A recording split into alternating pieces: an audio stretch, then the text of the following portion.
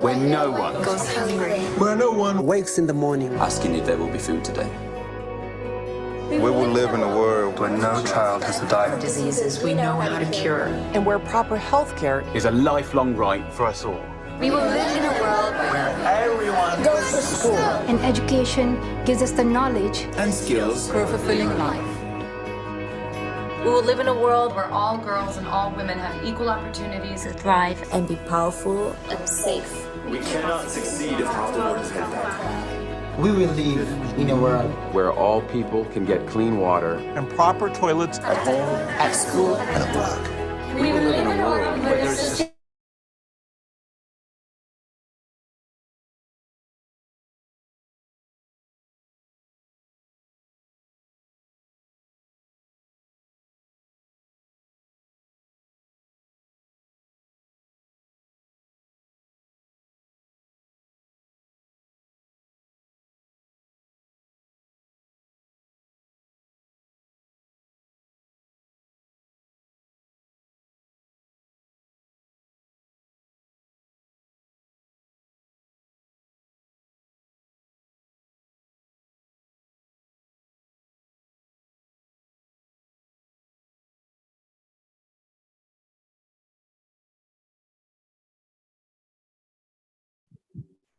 Mr. Manuel, good morning.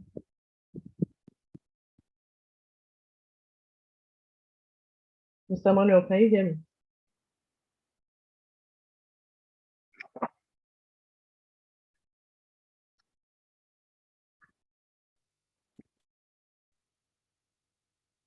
Can you hear me?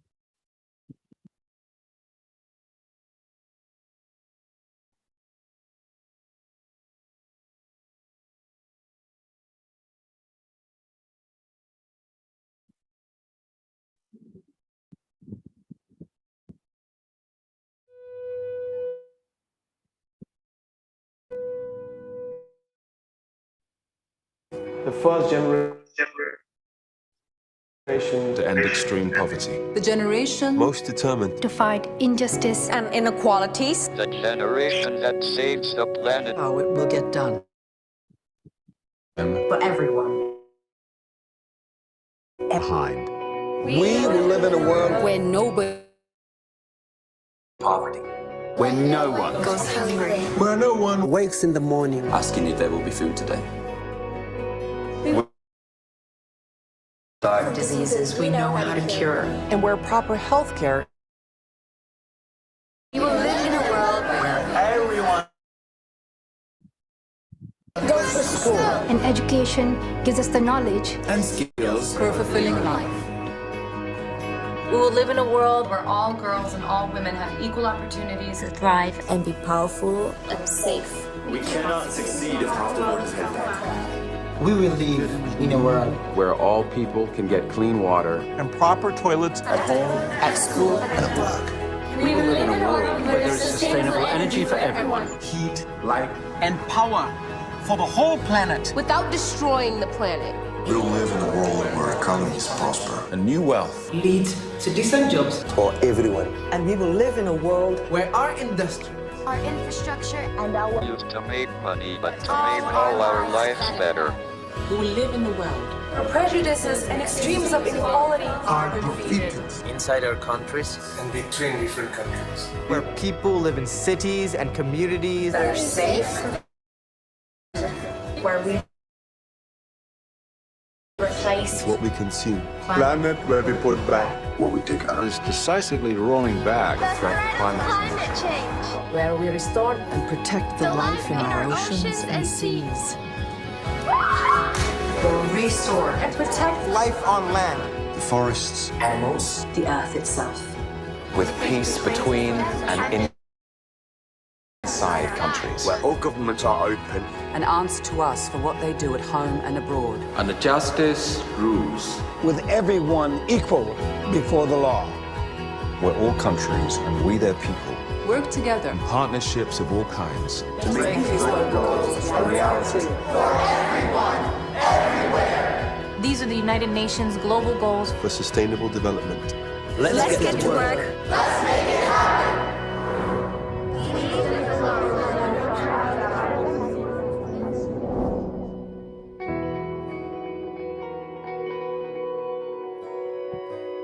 Okay, an amazing morning to you all, joining us from every part of the country.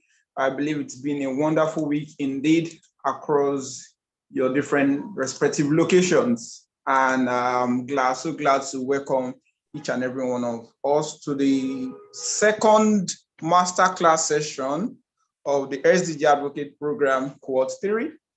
This is meant to be the third week initial, though we are having the second masterclass session. And this morning, we are so blessed to have is also an academia in our midst today, who is going to be taking the next session in line to the activities of SDGs. And this morning, we are blessed to have Dr. Tenigbade Odu. And like I mentioned, she's an environmental, that was what she likes to use, maybe enthusiast, but I always call her an environmental expert. And she's also a lecturer from the Department of Estate Management and Valuation. This morning, we are so glad and delighted to have you class session. Good morning, Dr. Good morning. I hope you can hear me clearly. Yes, we can hear you. Good morning. Good morning, Mr. Emmanuel, and thanks for having me again. All right, thank you so much. We really appreciate it. We are so glad to have you on this masterclass session again. And I believe, dear participants, we are all prepared, and you have your jotters, you have your notepads, you have your pen, ready to take notes and further learnings from this module.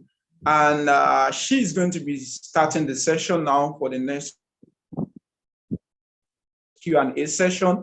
And after the Q&A session, she's also going to address one or two things. Right about now, I would just like to hand over to you, ma'am, to start the session. Thank you. Thank you once again, Mr. Emmanuel, for having me. It's always an honor to share knowledge on this platform. Good morning, everyone. Thanks for being here. So we'll just run through this quickly so that we'll have enough time for questions. So permit me to share my screen, if that's okay. Yes, you can do that. Absolutely. Okay, 1 minute, please.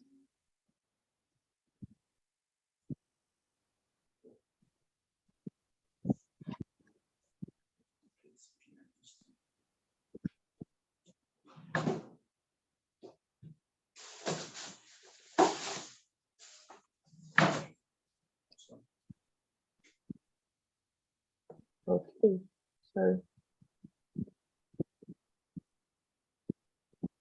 Yes. So I'm hoping we can all see the screen. Yes, we can see it clearly. All right. Yes, you can see. Okay, thank you. So today we'll be talking about renewable energy and green economy. So that's the topic I was given to talk about. If you ask me, I mean, the topic should just be green economy because there's no how we'll talk.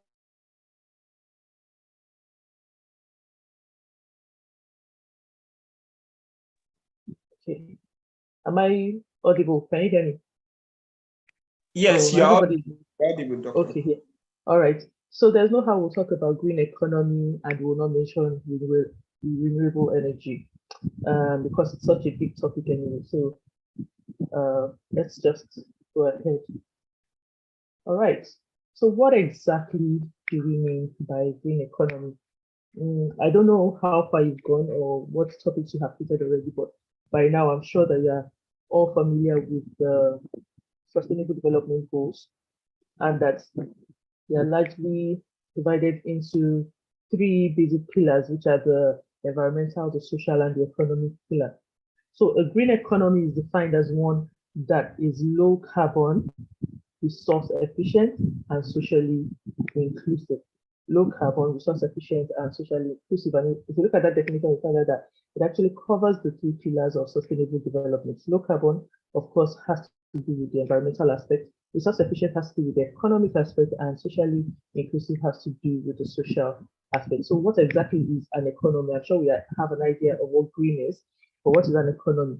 An economy is the state of a country or region in terms of production and consumption of goods and services and the supply of money. So, for instance, we say the Nigerian economy is not doing well. The American economy is the biggest economy in the world, things like that. So, the whole activities that include commerce and supply and demand of goods and services and so on, and consumption, what makes up an economy. Then, for clarity's sake, renewable energy. Renewable energy is energy derived from natural sources that are replenished at a higher rate than they are consumed. Okay, so renewable energy means that as we're consuming it, it is being replenished. And as we move ahead, we'll see some examples of renewable energy. So let's look at some quick definitions, especially from the definition of green economy. So I said that it is an economy that is low carbon. So what's a low carbon economy? A low carbon economy or a decarbonized economy is simply an economy based on energy sources that produce low levels of greenhouse gas emission. So remember at the beginning I said that there's no how you talk about a green economy without talking about renewable energy. Okay, I will soon explain what we mean by low levels of greenhouse gas emission, but just let us have in mind that because the truth is you cannot speak about moving an economy, whether it is trade, whether it is commerce, whatever it is, whether it is production and consumption, you can't speak about that without speaking of energy, especially in this heavily industrialized era that we're in. So there's a lot of use of machines, of vehicles, and there's energy that is needed to power all those things. Yes, so how do we now do all that without necessarily emitting so much carbon into the atmosphere? Then resource efficiency means using the Earth's limited resources, emphasis on limited, using the Earth's limited resources in a sustainable manner while minimizing impact on the environment.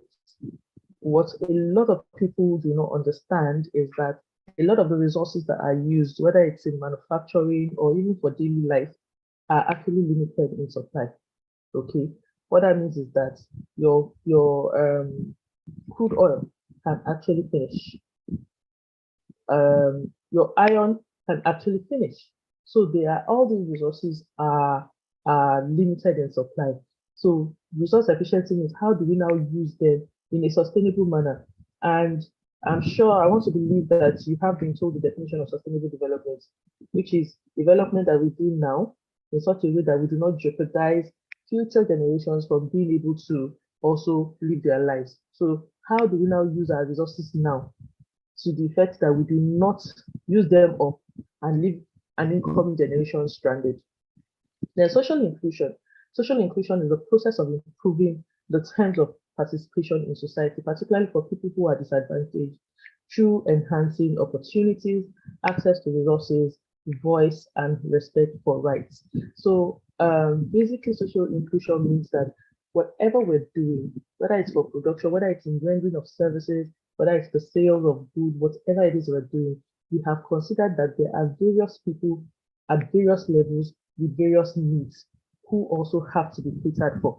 Okay, so a lot of times, for instance, you would see that people come out to advocate for people that live with disabilities, because it's believed that, especially in a country like Nigeria, in many of the decisions taken, they are not taken into consideration. So that is why you would go to a building, a multi-story building, and a lot of times you may not even find a ramp for someone that probably has to use a wheelchair. How is the person supposed to get into that building? Or sometimes you go to buildings and they have staircases that don't have handrails. How is a blind person supposed to walk up that building? Sometimes you go to some buildings, there's no parking space for disabled people, So social inclusion also includes things like women. What provision have you made for women? What provision have you made for children? What provision have you made for people that are considered the minority when taking decisions? So I want to go back to what I said about low carbon. So why do we need a low carbon economy? Why do we need renewable energy? What is the reason that we have to? What is wrong with kind of energy that we are all used to now? All right. So most of the energy that we currently use as used today, whether it's to fuel our cars, whether it's to provide electricity to our buildings, whether it's to power machines, to fly planes, what most of the energy that we are used today, that we use today, um, is powered by fossil fuels. Fossil fuels simply means fuels that are produced from resources that are mined from the earth. So fossil fuels are fuels from crude oil, from coal, and things like that. And a large percentage of energy is today, like I said, it's powered by fossil fuels. Now, fossil fuels are found inside the earth's crust, and they are usually burnt to produce energy. So fossil fuel itself does not produce energy. It's the process of burning the fossil fuel. So for instance, when you put the oil, when you put petrol in your car, there's a kind of combustion that happens that helps your car to move. When you put fuel in your generator, there's a kind of combustion that happens. So it's the burning of fossil fuel that produces energy. And with the burning of fuel, there's a release of carbon into the atmosphere, as you would know from the smoke that comes out from your generators or from your cars and all those kind of things. Now, carbon, along with other elements like methane and even water vapor in some cases, when they are combined, they make what we know as greenhouse gases. Greenhouse gases. So greenhouse gases are found in the atmosphere. Okay, and I always like to use the illustration of a blanket. So when you're cold, what you do is you carry a blanket and use it to cover your body. So what does the blanket do to you? It traps in the heat, so that you don't feel the cold air. Okay, so when you're under the blanket, sometimes even if you are in an air-conditioned room, it is possible, depending on how thick your blanket is, it is possible for you to sweat in an air-conditioned room. Now, this is exactly what greenhouse gases are. So they are invisible gases that are in the atmosphere, and what they do is that they act as a blanket and absorb sunlight from the sun. Okay, and then they keep that heat in the atmosphere. So the more the greenhouse gases you have in the atmosphere, the hotter the atmosphere is. And that's why you hear us talking about global warming, which leads to climate change. Because there is now more heat that is kept in the atmosphere, it means that this is changing the weather patterns, okay, and causing the various phenomena that we are hearing about in places where, in Antarctica, for instance, we are hearing that the ice caps are now rapidly melting because the atmospheric temperature is now higher. So ice is melting, and when the ice melts, what happens? The water flows into the seas and the ocean. So there's a swelling of the water bodies, and of course, we always say water must always find its way. So as the water bodies are swelling, the water must move into some places, and that's why we have a lot of incidences of flooding across the world. So we see that the environment is connected. You can't look at elements of the environment in isolation. Everything is connected to everything. So one of the things that the United Nations, in 2015, there was a conference in Paris where the nations now all decided that, okay, if we are going to sustain life on Earth, we have to keep atmospheric temperature below. Actually, what they resolved at that meeting was 2 degrees Celsius above pre-industrial levels. Now, pre-industrial levels means I think it's between the 1850s and 1900. That's what they refer to as the pre-industrial levels. So that was about the time when atmospheric temperature started being measured. Okay, so they're saying that we have a target that our atmospheric temperature now must not go beyond 1.5 degrees. Like I said, initially it was 2 degrees, but after a lot of back and forth, it was found out that even 2 degrees is too far.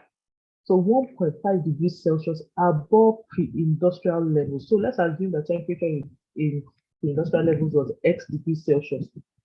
As at today, we cannot afford to let atmospheric temperature to go above 1.5 degrees plus X.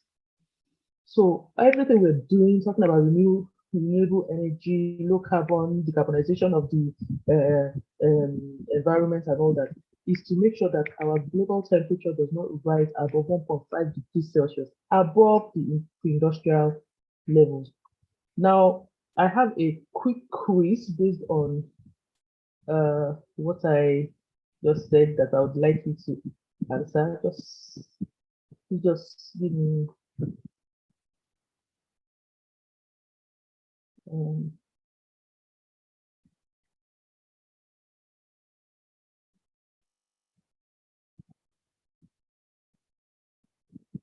okay, can you see my screen? Can you see the quiz?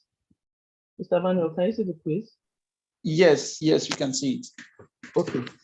So there's a I hope you can see, just go to menti.com and put in the number. Can you see the number? There's a code there. Once you put in that code, it will take you to this quiz. Can you see the code? Yes, it's revealing, and I'm trying to see how, or any of the program manager can. Okay, I can see the code. So go to menti.com and use the code 72967798. Let's do that in 1 minute, please. So when you get there, just answer the question, and then we'll all see how you are answering on the screen. So the question says, how much average global temperature has currently been gained over the pre-industrial level? So I just spoke about pre-industrial levels and how we have to keep the temperature below 1.5 degrees Celsius. So what level do you think we are on now? Are we on 1.45 degrees? Are we on 1.06 degrees? Or are we on 0.8 degrees? So you can choose anyone and just submit, and let's see how you answer. I'm yet to see any answers. We're supposed to see the answers live. Oh, okay.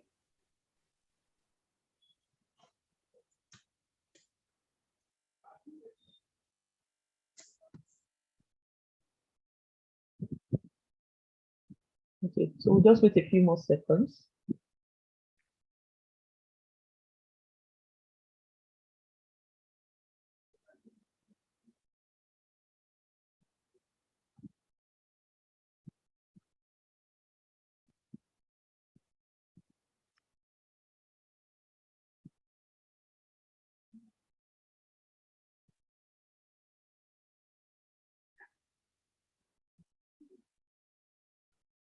Okay, so you can see the live results as we're seeing it. So most people think that we are at the 1.5 degrees Celsius level.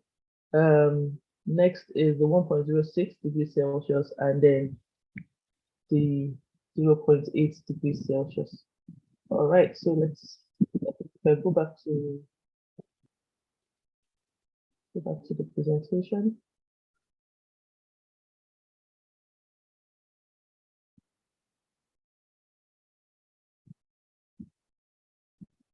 Okay, so the correct answer is, please hold on.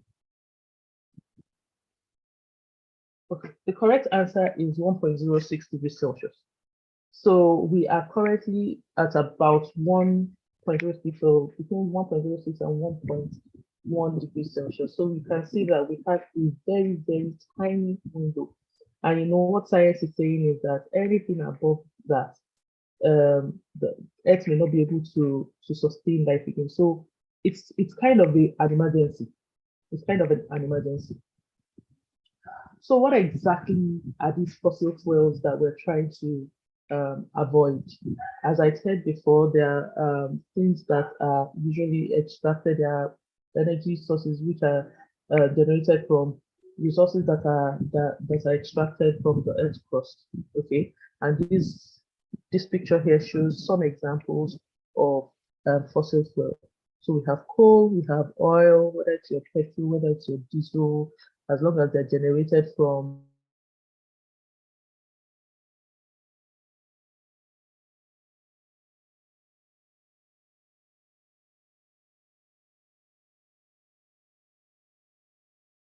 we have kerosene, natural gas, and propane. And as, like I said, renewable energy are energy that can be replenished as they are used. I hope you can hear me. Am I still audible? Yes, you're audible, man. You're audible.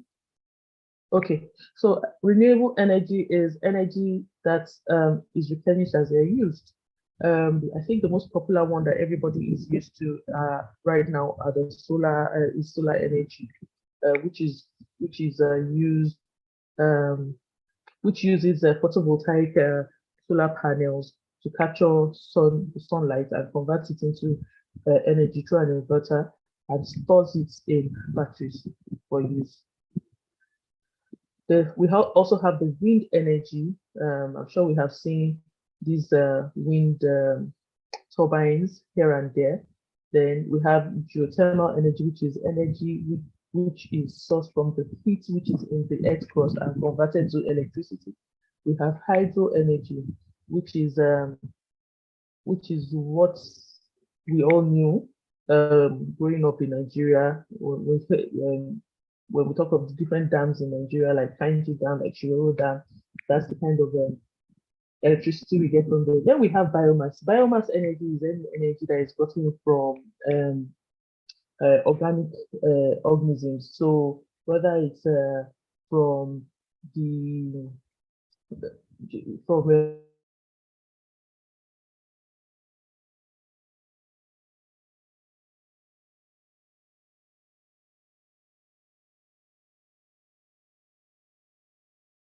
sports, depending on the equivalent to the liquid animal energy we're talking about. And then there's the tidal energy. Tidal energy is energy that is inside the water bodies. So instead of the hydro, where there's a dam that is created, what happens is the turbines are located inside the sea. So the waves of the sea, how the water moves, how the force of those waves are used to power turbines that then create energy. So those are just some examples of, or the most common examples of renewable energy. So let's go back to what we were saying about the green economy. Now, why exactly do we need to talk about the green economy? What is wrong with the way we run our economy now? And basically, our major problem is excessive consumption and consumerism. Consumerism is just the tendency to engage in a lifestyle of excessive materialism that revolves around reflexive, wasteful, and conspicuous overconsumption. Now, this generation especially has a habit of consuming or acquiring things that we usually don't need. Okay, whether it is food, whether it is cars, whether it is clothes, whether it is gadgets, people just always feel the need to acquire things, to buy things, to get things. Okay, and that's why you would go to a place to eat, and someone has bought a plate of food and has eaten only half of it, you know. But what we don't know, when people do that, what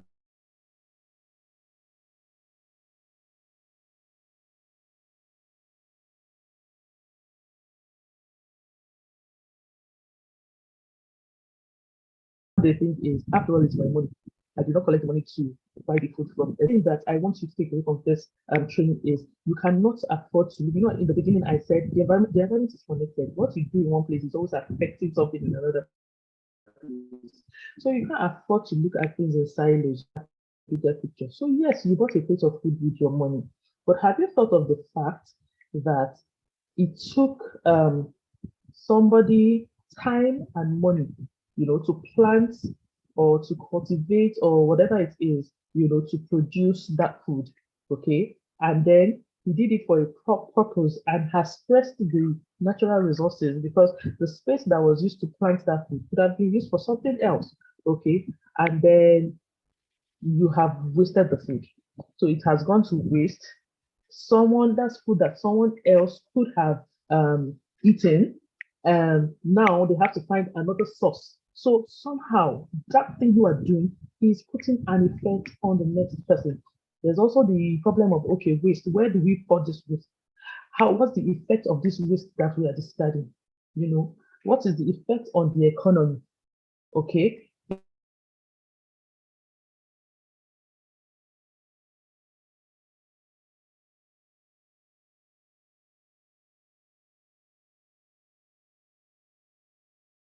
because the farmer probably, let's assume, have wasted whatever resources the government put into the production of that food. So, and that is just food. There's so many other things. When you buy gadgets that you don't use, okay, first of all, there has been a whole process of extraction that you have wasted. If you didn't, because if you don't demand for it, it will not be produced. And if it's not produced, it means that the resources used to produce that thing were not extracted. So we have to look at the picture holistically and see, okay, what are the effects of this thing I'm doing?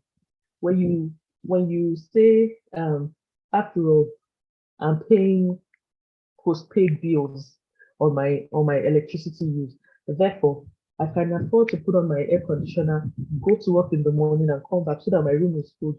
Whether I use it or not, they will still bill me. But have you thought of the fact that the more electricity you are using, the more emission goes into the environment? So, and I usually say that the effects of climate change, it's a leveler.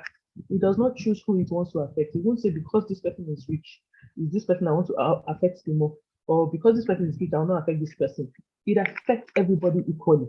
When flooding comes, flooding doesn't choose which house it wants to go to.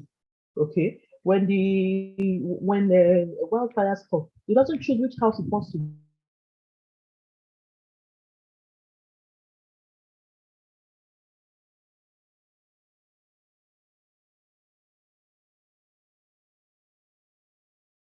do. So whether we like it or not, we are all part of the problem. Okay. What a kind of that we can do very quickly. So please just hold on.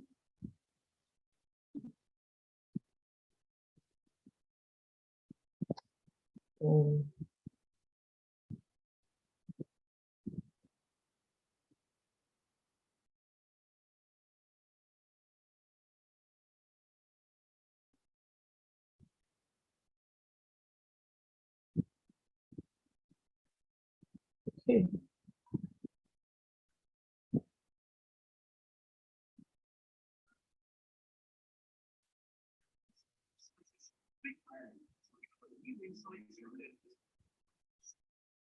All right.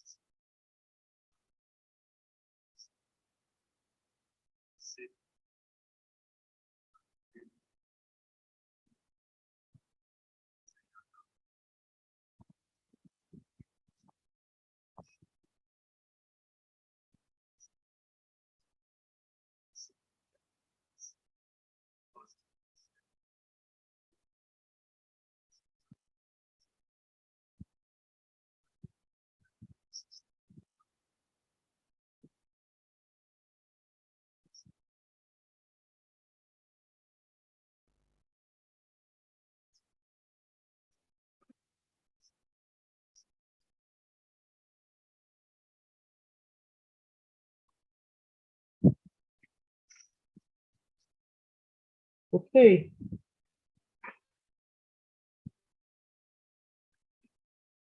All right. Let me also share the second one.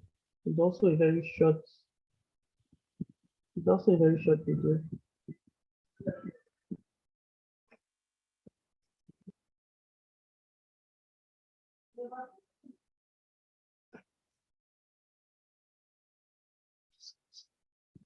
Sorry, that's not the right one.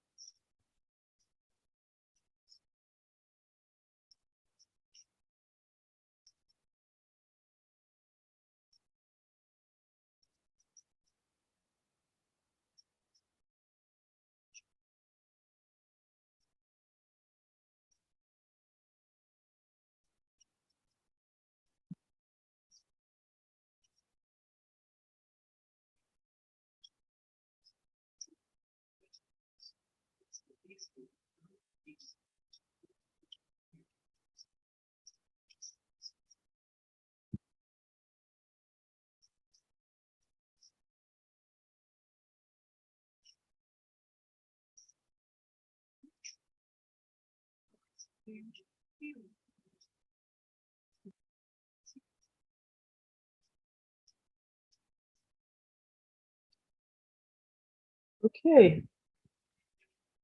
so yeah, okay, so what I am trying to, what I'm hoping that you get for, please just let me just turn this thing on.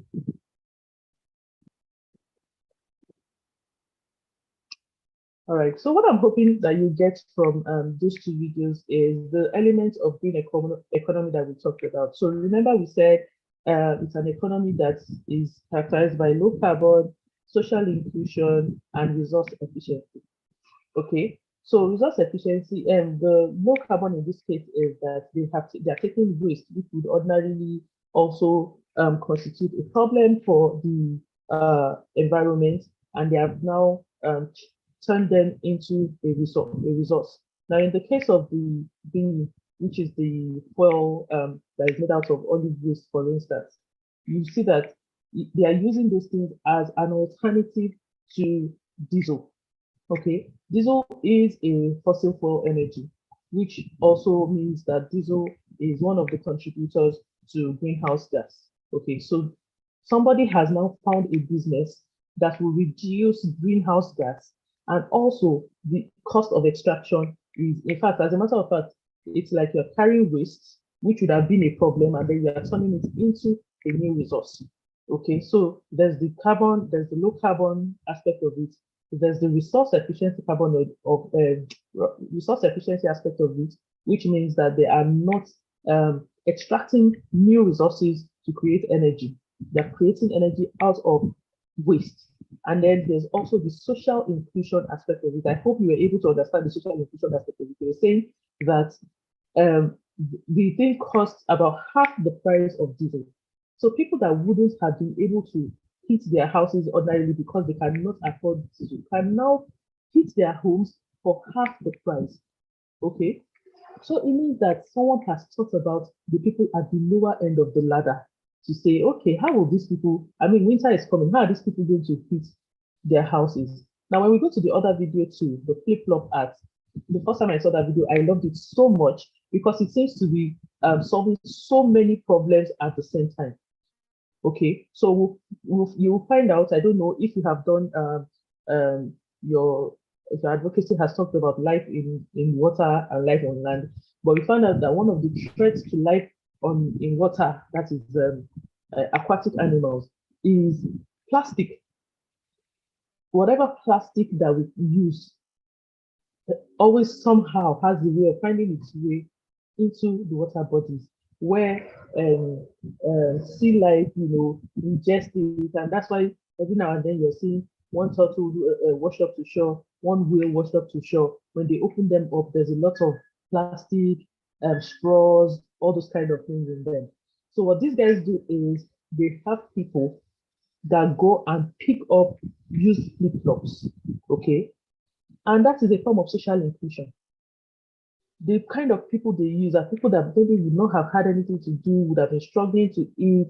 Now they're getting paid to clear these things from the environment. They bring them together. And if you know the prices of those things, if I had to go to the website to check the prices of those finished products are not cheap. They are not cheap at all. I mean, countries come to Kenya to export those things from Kenya to countries in the West. So at the end of the day, it has covered low carbon, it has covered social inclusion, and it has also covered resource efficiency. So, yes. Okay, I want to go back to my slide.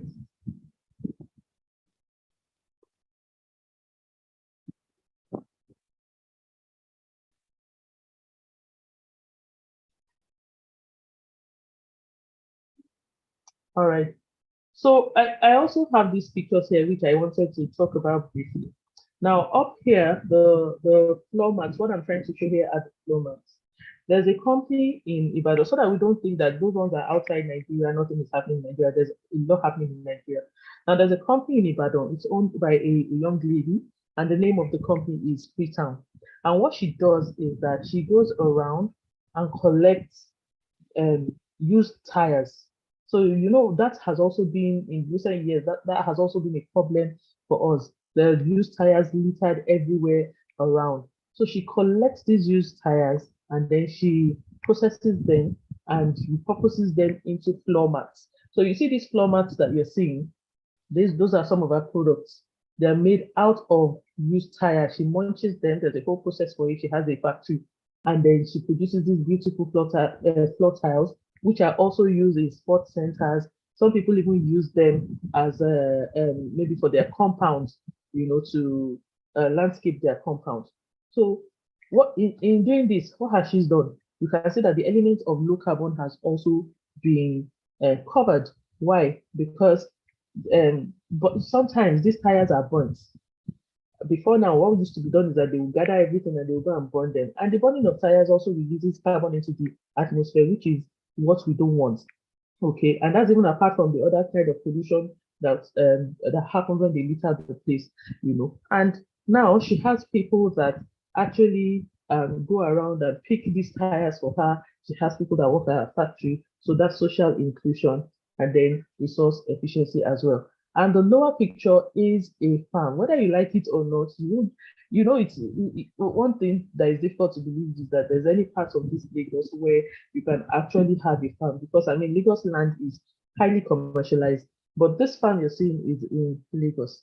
And how does it work? Because of course we cannot afford to have farms like this in Lagos. So what someone has done is to just create a warehouse somewhere where they do hydroponic farming. So they have found a way to do farming without necessarily using up land resources, because land is also very precious, especially because of our population and because we're looking for all the available space for residential purposes. So hydroponics is also a way where, okay, we're saying vegetation, we're having problems with vegetation, we can bring vegetation into the cities. And by bringing vegetation into the cities also helps the atmosphere, because they help us to absorb, plants taking carbon dioxide and they release oxygen. So by bringing, the more plants we have in our environment, the more we are decarbonizing the environment. Okay, so social inclusion it also includes the fact that people who would ordinarily not have had things to do will work in this kind of place. It makes food cheaper and more accessible to people who would not have had access to it, and so on and so forth. Okay, so what exactly can be done? What is supposed to be done before we can say we have a green economy? So to the left of the screen, what we have is this is the approach the United Nations is using to be able to achieve a green economy in countries. So first and foremost is policy, especially because we're in a democratic setting. A lot of things need to ride on policy. Okay, so the things that the government needs to put in place, the legislators have to come up with laws that will actually enable a lot of these things that we talk about. So policy may include things like tax cuts for people that are engaged in green businesses, or it includes things like laws that make life easier for less privileged or the vulnerable people, as we refer to them. Vulnerable people including people that are living with disabilities, vulnerable people including people in the rural areas and things like that. Okay, so we need those policies. And to a large extent in Nigeria, to be honest, we don't exactly lack policy. Our problem is implementation. A lot of times the policies are poorly implemented. So because they are poorly implemented, it looks like you don't have the policies. But when you do your research, you find out that there's actually this policy and this policy in place. Okay. Later I'll be talking about what we can do, to influence those policies. Then economic instruments, everything rides on money, to be honest, especially because we're now saying that we need to do things differently. If you are once you are changing system, there's likely to be another cost, and that cost needs to be borne by somebody. So in many cases, you'll find that, especially now, sustainability is a big topic all over the world. So there are a lot of funds by very big organizations, including the World Bank, the United Nations, the IFC, different bodies, have all sorts of funds that are tailored towards this kind of projects. So another thing you should look out for is, I am training to be an advocate. What are the opportunities for me? Because sometimes you want to do something and then you don't have the funds to. There are actually a lot of funds that you have access to just because you have decided that, okay, you know what, I'm going to push sustainability. So you also have a responsibility to do your research and find out where can I pay into this thing. And then it also talked about new business models. The two videos I showed, business models that 20 years ago, people would have laughed at. If you had told someone 20 years ago that I want to start making art out of waste, they will look at you as a stupid person. I mean, is it poverty that is your problem? Can you not just go and buy new material? But all that has to change now. And because the business model has changed, it's not like now somewhere and say, okay, I'll just sit on the internet and place an order for my materials. What it means now is that you must find a group of people that will go and source your materials. Okay, you must mobilize them. So we have to rethink our way of doing things. We have to rethink the way we should. There needs to be a shift in the way we do things, okay, at every level. And then there's capacity building. And that is why SDSN is actually doing a fantastic work in this regard. They consistently and constantly training people on sustainable development goals, training people on how, equipping people on how to go there and be the change. Okay, so that is part of the green economy. So by the right here, just a few, broken down things that we can also look like green financing. I've spoken about how we have access to all sorts of funding from different bodies, incentivizing green promoters, putting high prices on pollution. Some people, I usually say that no matter what you say, there are people that will not just care about the environment. They don't care. They don't understand why people are talking about the environment. You cannot tell me to stop doing what I'm doing. The environment has been there since my forefathers. Why is it now that you're telling me to change? So for people like that, there needs to be some kind of price that they pay for polluting. Okay, so you can't be the one that is releasing gas into the environment and then you are still the one that is paying the lesser tax. No, there has to be a premium that you are paying, so to discourage that act. So we're promoting research and development in climate change subjects, curriculum upgrade to reflect current realities. We need to be honest, in my institution, we've been doing a lot of curriculum upgrade, just to reflect the current realities, just to reflect climate change and all that. But at all levels, not just at tertiary level, which is that climate change, environmental issues or sustainability issues should start being taught even as low as the nursery level. Okay, and to increase public awareness on climate issues. Because we know what is going on, because we are privy to this kind of training, you will think that everybody understands climate change. But you'll be surprised that even at top management levels in some places, no, they don't understand. Okay, so we also have that responsibility to create the awareness in every way that we can. So, as youth, a lot of those things may look like they are beyond us. What can I do? But some of the things we can do. I said earlier that we influence policy. And how do you influence policy? During the last elections, I was saying that when there was so much back and forth about who should be president, and I said, I think we are channeling our energy in the wrong places. To be honest, if the youth understand how democracy works, they would leave whoever wants to be president and focus on the legislators, because you actually have the power to influence laws and policies, okay, through those people. And it's easier to hold them accountable because they are attached to your constituency. So you can go back home and say, you know what, this guy, we told him to do this thing and he has refused to do it. We should be able to get him out of there. Okay, so you can attend a lot of times there are some town hall meetings, maybe in your ward, in your local government, you don't attend.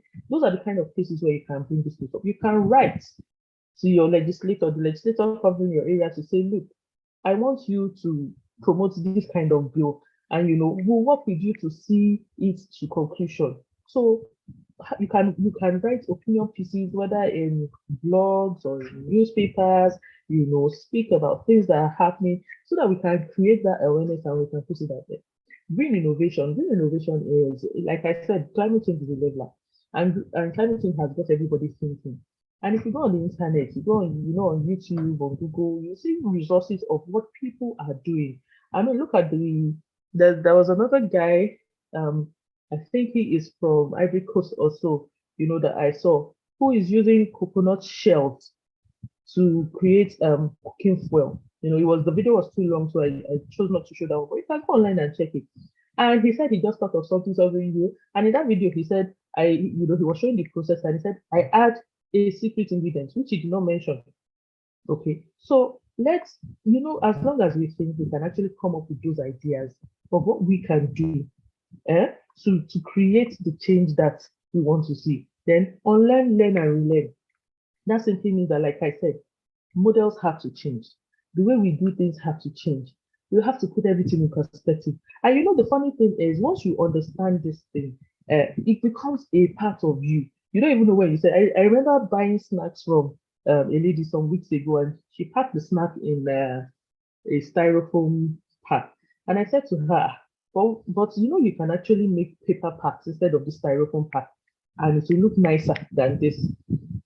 She must have thought I was giving her a business idea, but in my head, what I'm thinking is, how do we reduce styrofoam? Because those styrofoams are very obnoxious items. So how do we reduce styrofoam packs to something that is more recyclable?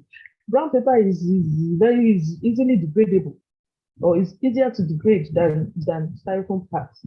So we need to unlearn the things that we have. This is how we've been doing it. This is how we are taught, and then learn the new models and relearn, because I usually say this has to be one of the longest research subjects around. Okay, so every day we're learning new things. Just when you think you know everything, you get one data and one information that will show you that you still need to read. So we have to continue to learn. And I said, be the change you want to see. Just quickly, I just want to do like a case study of the building sector. Now, when Mr. Emmanuel introduced me, he said, I'm an estate surveyor and valuer. So basically my work is in the building sector. So this is an example of how the green economy may work, the kind of things you can involve yourself in if you have to work in the building sector. You can decide to say, all I want to be doing is green building research. Like I said, it is sustainability is a young research area. So we can continue to churn out research until we get it right. You can decide to say, what, my focus is green building materials. I just want to make sure that every material I'm selling is green or is environmentally sustainable. You can decide to be an architect and say, I want to carve a niche for myself by designing just green buildings. Building material recycling. Okay, buildings are responsible for about 40% of global carbon emissions. So buildings are very energy intensive. So we are constantly looking for ways to reduce the carbon footprint of buildings. And one of the ways is by using recycled building materials. So we say, even when you are designing, when you start designing, design for I've forgotten how we put it now, but design it with the mind that at the end of life of this, we are going to deconstruct it in such a way that the building materials can be reused. Okay, so your own niche that you have carved is that, okay, collection of building materials and recycling for reuse.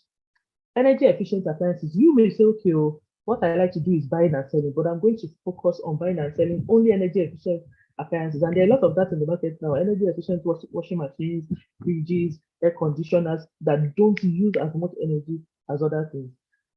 You can become a green building consultant, helping people to design, to get certifications for their buildings and so on.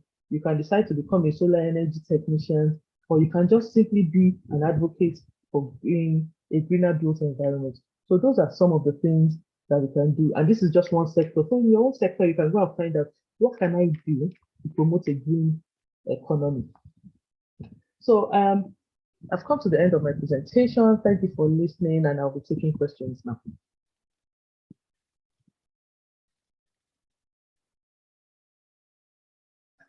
Awesome. Thank you very much, Dr. Tenny, for this amazing and engaging session. Really appreciate you, ma. And right about now, we'll be taking some questions, which some of the advocates have already asked their question. Please kindly use your comment section on YouTube to drop your questions for those of us that wants to ask a question. And I'm still going to address this later. That's to the aspect of the platform which you are joining from. There's a question from Zainab. She asked that, does the process of recycling and upcycling not consume energy also? And there's another question from Kani. I think he asked, simply explaining your clear terms, the excessive consumption and consumerism for better understanding. Okay, I should answer those. Yes, you can go on with that one. Okay, so Zainab's question is, does the process of recycling or upcycling not consume energy also? So remember when I said that when you are taking decisions in sustainability matters, when you take decisions, you don't take them in silos. You don't look at one thing and say, okay, I've done a green thing, because sometimes the effect of that thing is even bigger than what you are trying to offset. So we look at it holistically. So you are right. In recycling or upcycling, sometimes you may even be consuming more energy or releasing more carbon into the atmosphere than you are trying to take care of. So that means that the process has to be looked at holistically. Okay, you are doing, when you want to do a business, of course you do a plan. So you look at it and you say, if I decide that I want to reprocess tires or repurpose tires, for instance, how much energy are my machines using? So when you're looking at it, you have to look at the most appropriate and feasible methods, okay, to do it. There's always a way around these things. There's always a method, that is more energy efficient and more and gives out less carbon. So the basic idea is always look at the process holistically. Otherwise, it just results to what we call greenwashing. So greenwashing is you are making it look like you're doing something for sustainability, but when we look at it holistically, you are actually not. Okay, so like I said, look at the whole process, look at it together to see what's the effect of what I am doing. And then the next question says, simply explain in clear terms the excessive consumption and consumerism for better understanding. Okay, I don't know if you were here when I was saying it, but I said when you acquire things that you don't need, what you are doing is that you are straining the environment, because it means that you are creating demand for you are creating more demand for that material. By creating more demand, it means that more of that material has to be produced. And if more of that material has to be produced, it means that more resources have to be extracted to produce it. So you have already, it's a long chain of effects, okay? More resources are being extracted, more processes are being used, only for you to acquire that thing and not use it. So why acquire it? Okay, so acquire what you need.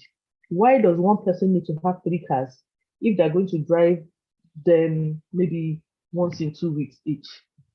Because in producing each of those cars, they've had to extract more materials.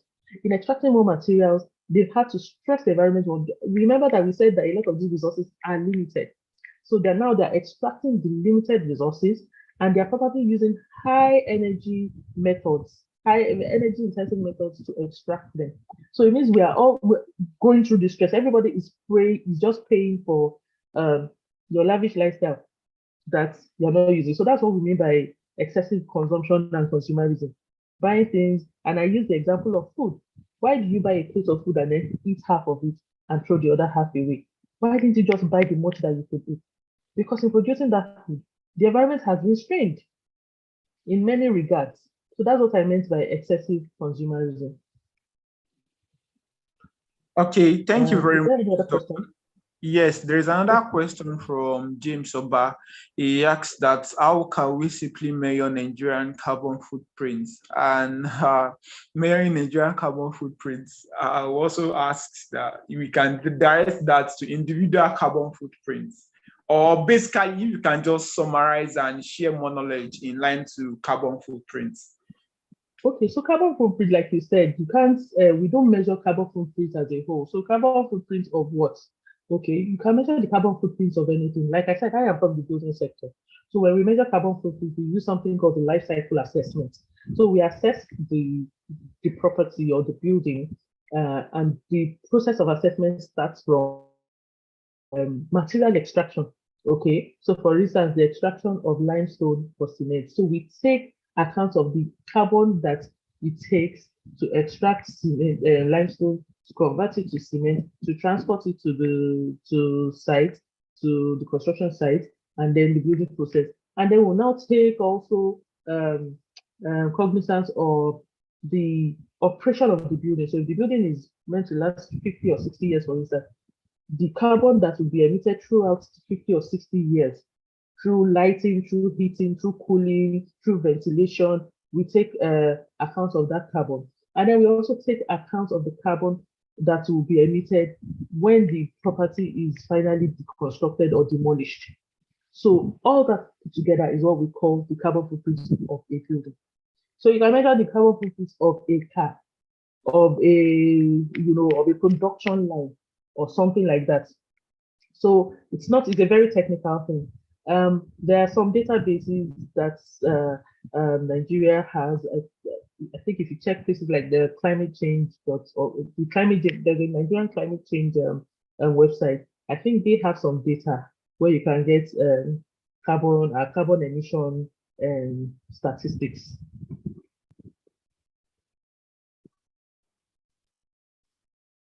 Is that all, Mr. Emmanuel? Okay, thank you very much for that, for the response, ma. Really appreciate you. And right about now, I just have to give an appreciation on behalf of the Leadership Council of SDSN Nigeria. We sincerely thank you for facilitating the third cohort of the SDG Advocate Programme, and really appreciate you for always being present to facilitate this session. And definitely, I know that advocates have already, they saw your email address and also your LinkedIn. Should you want to connect with Dr. Tenny and also learn further from her, you are free. I believe they are free to do that, right? I hope they are free to do that. Okay. We sincerely appreciate. Thank you so much for today's session. It means so much to us. And right about now, we are going to be having another session, the second module for today. But I quickly want to apologize for something that for some of us that have not been able to connect swiftly, and most people that are having network issues. We hope that this is going to be sorted out as time goes on. And at the end of the second module, we are going to be having a brief information session. So please stay on the call, and also you can share your questions and you can share your concerns, which these are things which I'm going to respond to on behalf of the project team for SDG Advocate Programme. And okay, I want to quickly see if we can admit our facilitator for today.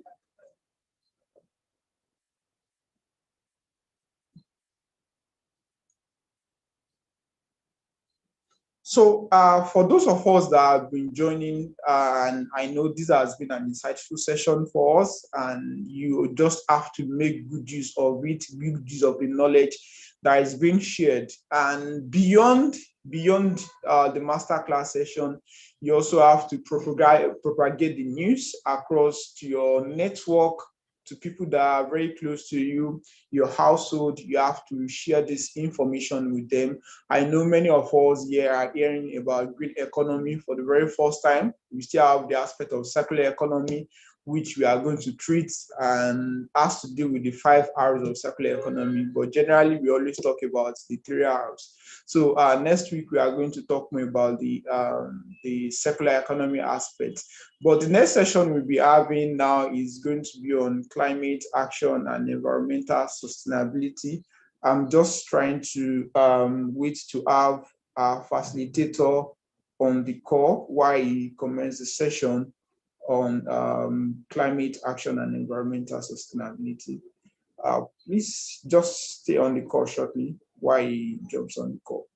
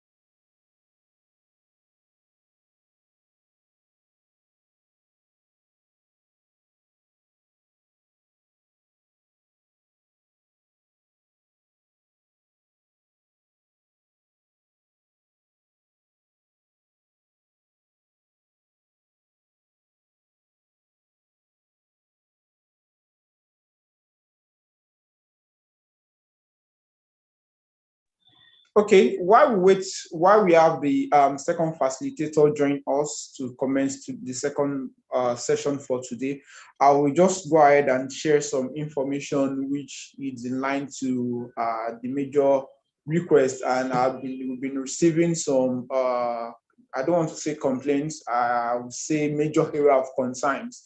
I don't know if there is still any advocate that's still unable to join the WhatsApp platforms. That's the general WhatsApp platform and also the WhatsApp platform for your state.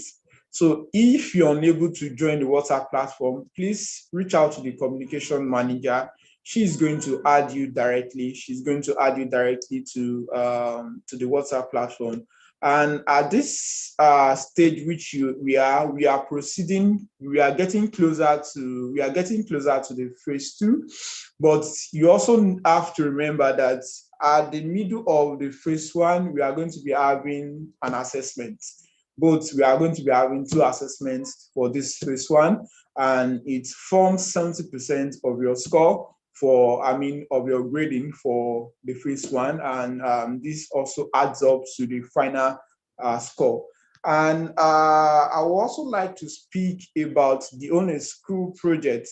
I know many of us have been raising questions regarding the Own a School project, and some have even been engaging school principals, and in which they are asking you to do 1 or 2 things. But it's important that you need to get your introduction letter before you visit any principal. Before you visit any school. Your introduction letter is what you are going to present to them, and which will also help you to share more information about what you are coming to the school to do. And also it's going to be your formal identity of who you are and where you are from. So it's very important. These letters are going to be shared with you. But the first thing is you need to submit the name of the school which you want to execute your Own a School project.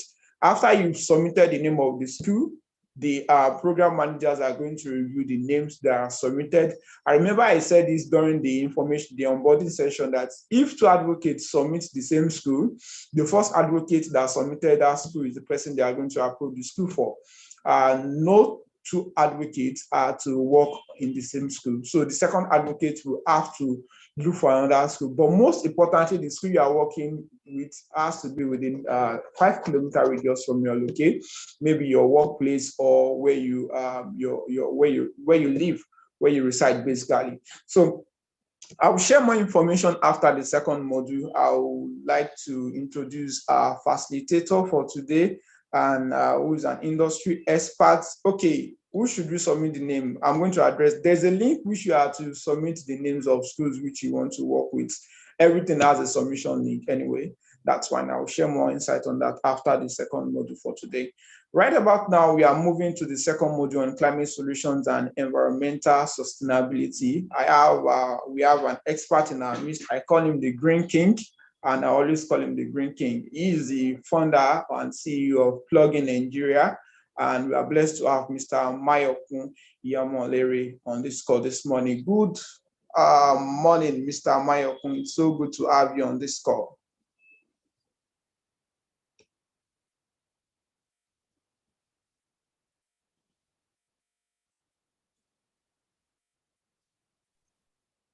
Yeah, good morning, Emmanuel. Great to join you on this conversation again.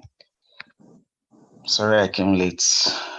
Yeah, that's fine. We are glad to have you now. And right about now, like I earlier mentioned, Mr. Mayokun is going to be handling the session on climate solution and environmental sustainability. I hope you are ready to, I know it's taking us to another dimension indeed, and I would like to hand over to him at this point. Over to you, sir.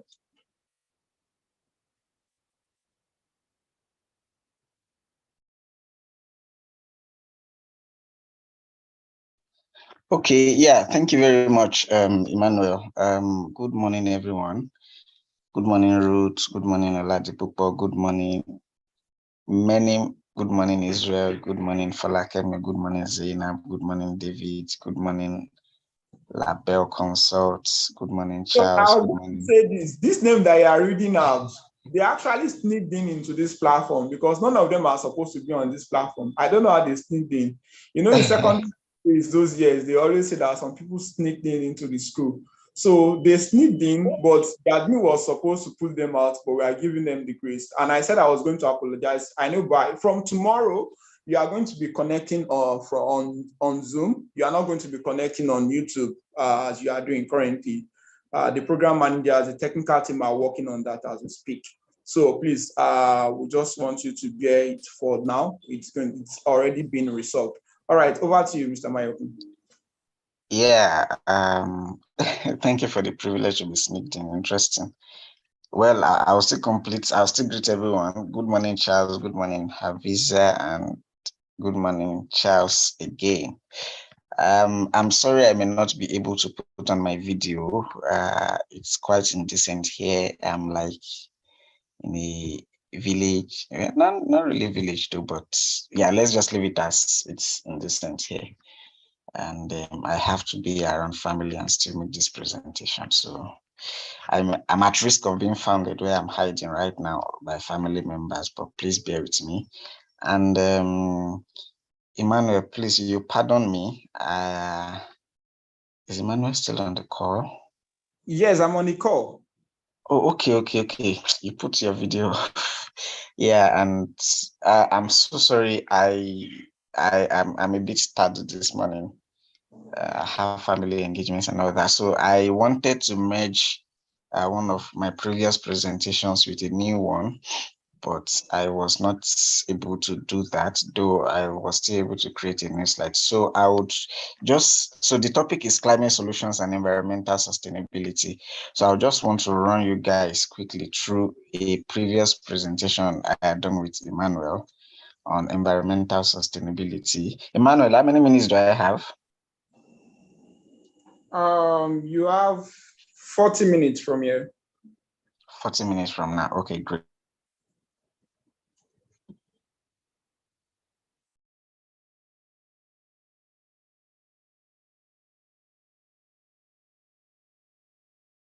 Great. So I'll just run through the presentation and hello, can you hear me, guys? Hello, am I still audible? Yes, we can hear you. We can hear you. Speak on. Okay, great. So I'm going to do this. I'll do a presentation, I'll end it, and I'll come back to another presentation. I hope that is fine. Please bear with me. Can you see my screen, please? Yes, we have it. We can see that. Okay, great. Awesome. Let me go full screen. I think so. This is like one part of the topic today, environmental sustainability. Then I'll take you guys back to another presentation where I would, discuss this with climate solutions. So we lay the foundation here, we'll progress from there. I'll try to be very fast. If I'm so fast, please let me know. And if you have any questions along the way, please let me know also. Now, the environment is, I don't know if you remember definition from school. The environment is a sum total of a person surrounding and all that. So how then do we keep the environment sustained? This is the second class, so I'm sure there must have been some foundation about sustainability. Emmanuel, am I right? About sustainable development, sustainability, or anyone could just comment.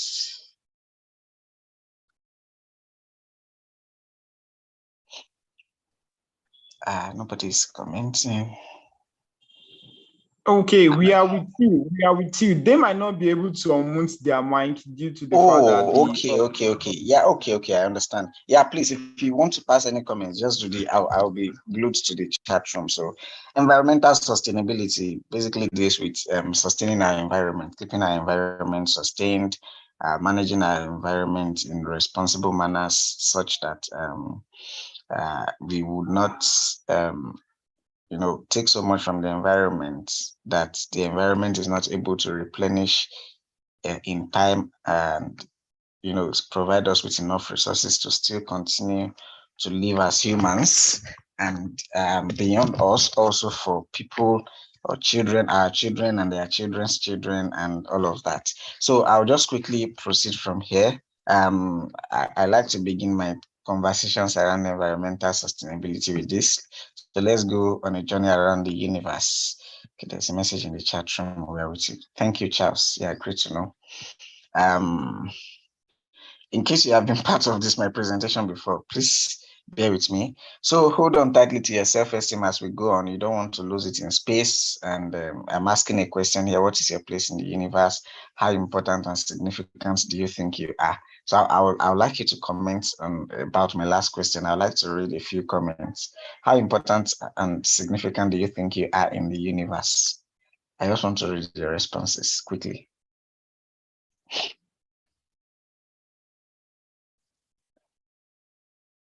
I want to read at least 3 responses before we continue. Israel says it's very significant. Great. Significant, Israel. Who else? I am important and significant. Great, Oladipo. We shall see. I need one more response before we move on.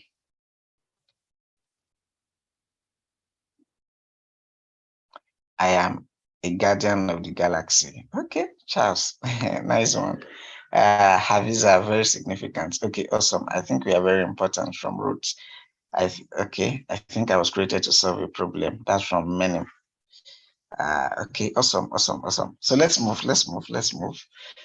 Now, we exist in the solar system. You must remember this from basic science or elementary science or integrated science, whichever one you did. The solar system has, back then we used to say it has 9 planets. Now they say Pluto is not a planet, that is a satellite and all that. So 8 or 9 planets, but we have 9 planets: Mercury, Venus, Earth, Mars, Jupiter, Saturn, and all that. And our planet is the 3rd one from the sun. Here, our planet is very big. Out of the 9 planets, if we are still including Pluto, Earth is bigger than 4 other planets.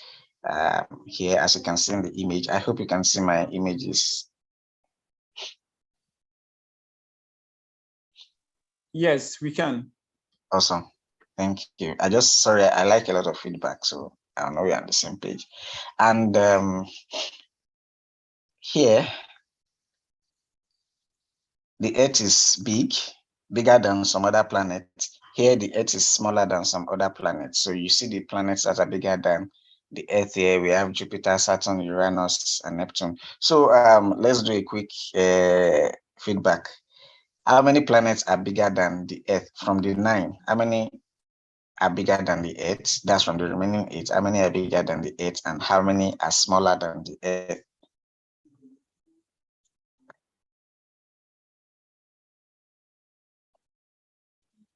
4 are bigger.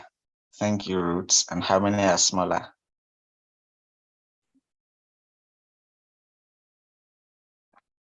Okay, let me give Expo.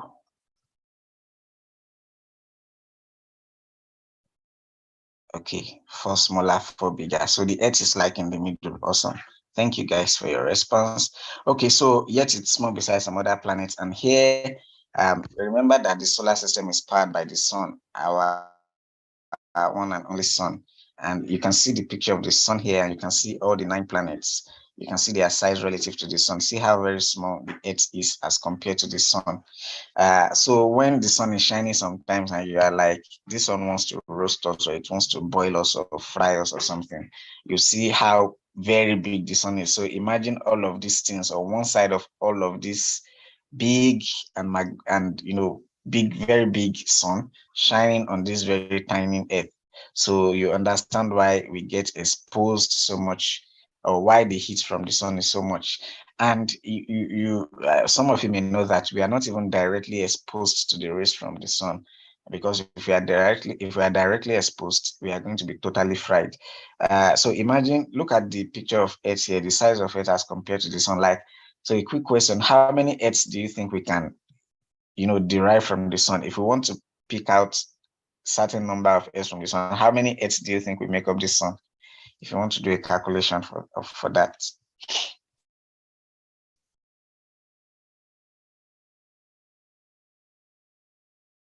Okay, there's a response, says 1 million. Yeah, 1 million, and probably even more. Over 100, 100,000 is small. 1,000, I think 1,000 is small too. Anyways, but we get the message. Now, let's move on. Now, this sun is like the biggest member of our solar system where we exist. Yeah, and okay, this is a little drawback. So this is just to put things in perspective also. So if we move 10,000 feet into the sky, it will be difficult to identify a human. So this arrow pointing down to you is not even, you cannot even see yourself here. But this is just to put things in perspective, how big the planet is, and yet it is small beside the sun and some other planets. And if we further go up another 70,000 feet, taking us to 100,000 feet, it will be practically impossible to identify you, because the scale is, the Earth is so big, and we are just like a dot, on the Earth. So, and now all of these are still for the Earth. Now let's move on. Remember, we showed in one of the previous images that the sun is the biggest member of the solar system. Now, see the sun as compared. I hope you all know that the sun is a star. The sun is a star. So now there are other stars in the universe. Remember, I'm taking you on a journey around the universe. So there are other stars in the universe that are way, way bigger than the sun. The sun was looking very big just now, but see the sun here as compared to some other stars. So that means outside our own solar system, there are a whole lot of other systems that exist in the universe. So see the sun as compared to some other stars. Here we can no longer even see Earth. Jupiter is the biggest planet from our own solar system. Even here, it is no longer really visible. It's just like a pixel, and a pixel is like a dot out of countless number of dots in an image. So Earth is no longer visible here, and definitely, if I'm asking a question, where are you? You can no longer see yourself. So remember, I said in the beginning that you should make sure you hold on tight to your self-esteem. It's because when you are looking at yourself in the grand scheme of things on the Earth, in the solar system, even in the larger universe, you are actually very insignificant. You are not. We cannot see you. We cannot even notice you. So here we cannot notice your planet, let alone you, or your house, or your family, or something. Now, in the previous image, the biggest star is Arcturus, but in this next image, you see the Arcturus. Arcturus is even still small compared to some other stars, and all of these stars are like the sun. So they also give heat and light like the sun. But Arcturus, that was biggest here, is now very small here. Here, our sun is like a dot. So Actros appeared biggest in the previous image, but it is not the biggest star. Here are some other bigger stars, and here we can no longer see the Earth. We can no longer see the sun, our own sun. We can no longer see the Earth, and definitely you are very much non-existent here. You don't even have a place in all of this universe as it stands. So moving on. So the biggest star here is, okay, what's the biggest star? For those that are seeing the screen, let somebody type it out. What's the biggest star you are seeing on your screen? Anybody? Okay, great. Thank you. Okay, and so here I have that you are one person out of, now we are over 8 billion on the planet. You are just one person out of 8 billion people on one planet out of 8 planets in our solar system. Out of, and there are like 100 billion other solar systems around the universe. So out of one galaxy, so all of these 100 billion solar systems make up one galaxy. So there are still over 100 billion galaxies out there in the universe. So this is that you are enormously insignificant. Like, in all of this, you are nowhere to be found. There's no record of you. There's nothing about you here. So, but let's continue and see what we have ahead. So this is saying that you're on this planet for a purpose amidst all this vastness. So despite the fact that, as we have established, that there's just this vastness of space and many things, we do not even know what exists in some other places, in some other parts of the solar systems, the galaxies, but you're on planet Earth. At least you were created here on planet Earth, and you were made a steward here, not a destroyer. As humans, we have the combined purpose of nurturing this planet we are on.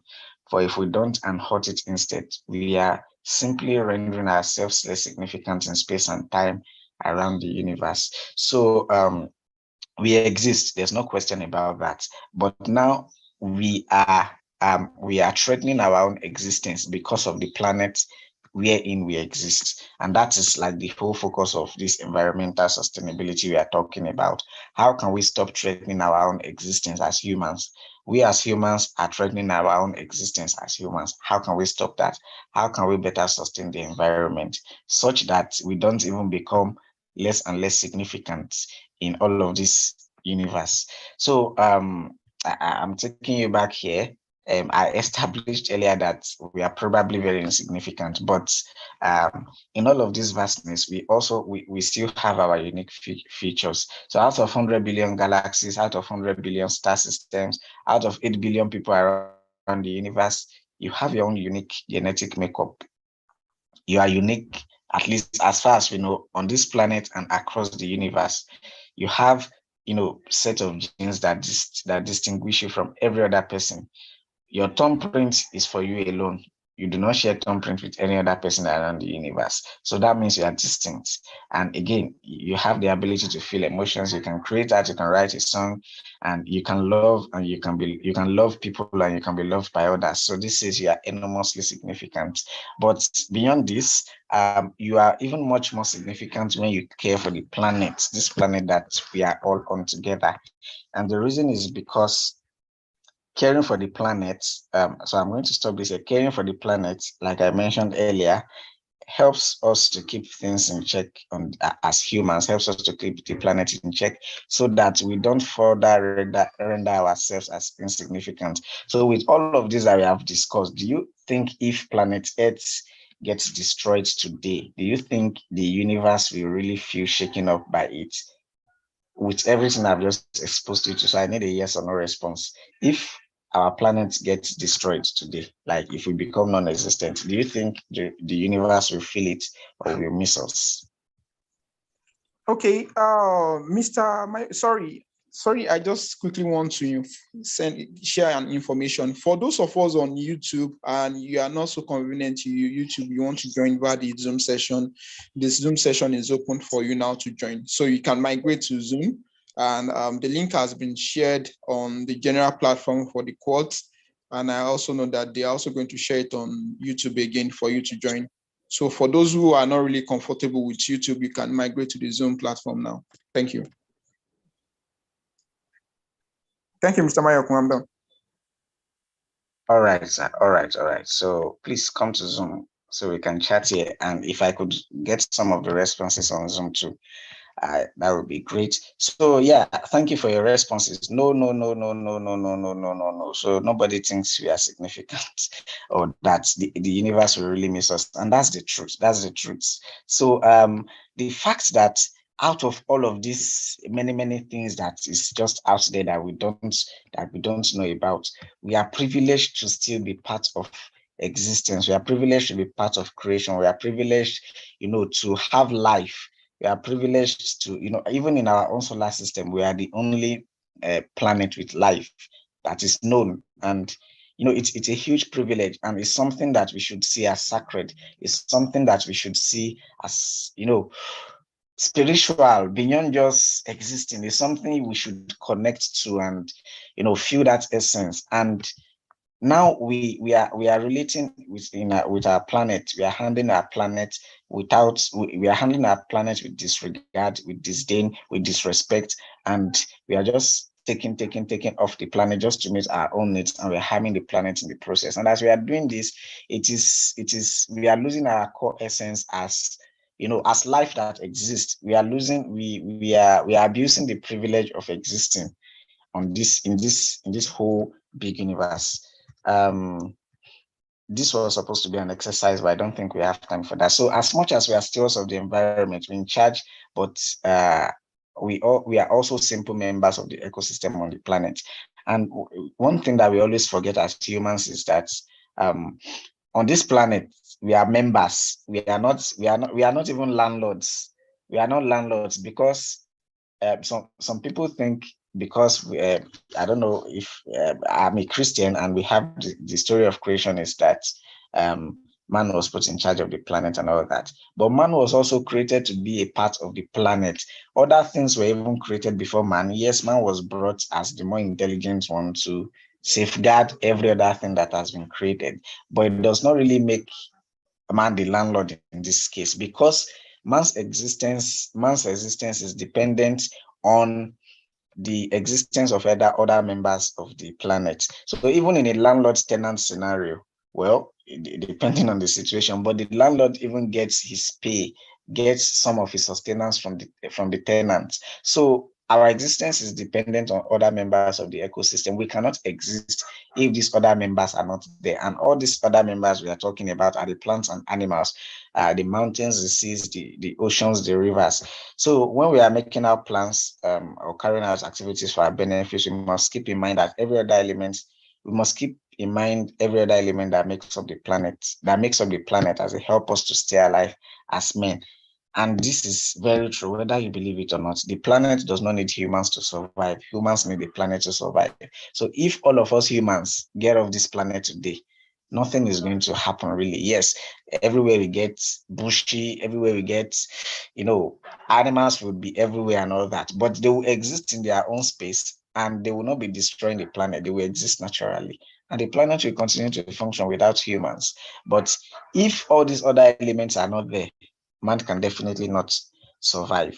So this is saying, let go of your ego and grow with the eco. So many of us have this mindset as humans that, we are just on top and we can do anything we want with all other plants and animals. But really, we are supposed to see ourselves. We are supposed to synchronize ourselves, with the ecosystem. And that's what eco means here. So we are supposed to synchronize ourselves with the ecosystem and see ourselves as part of nature and not just Lord of nature. So that is a bit about environmental sustainability.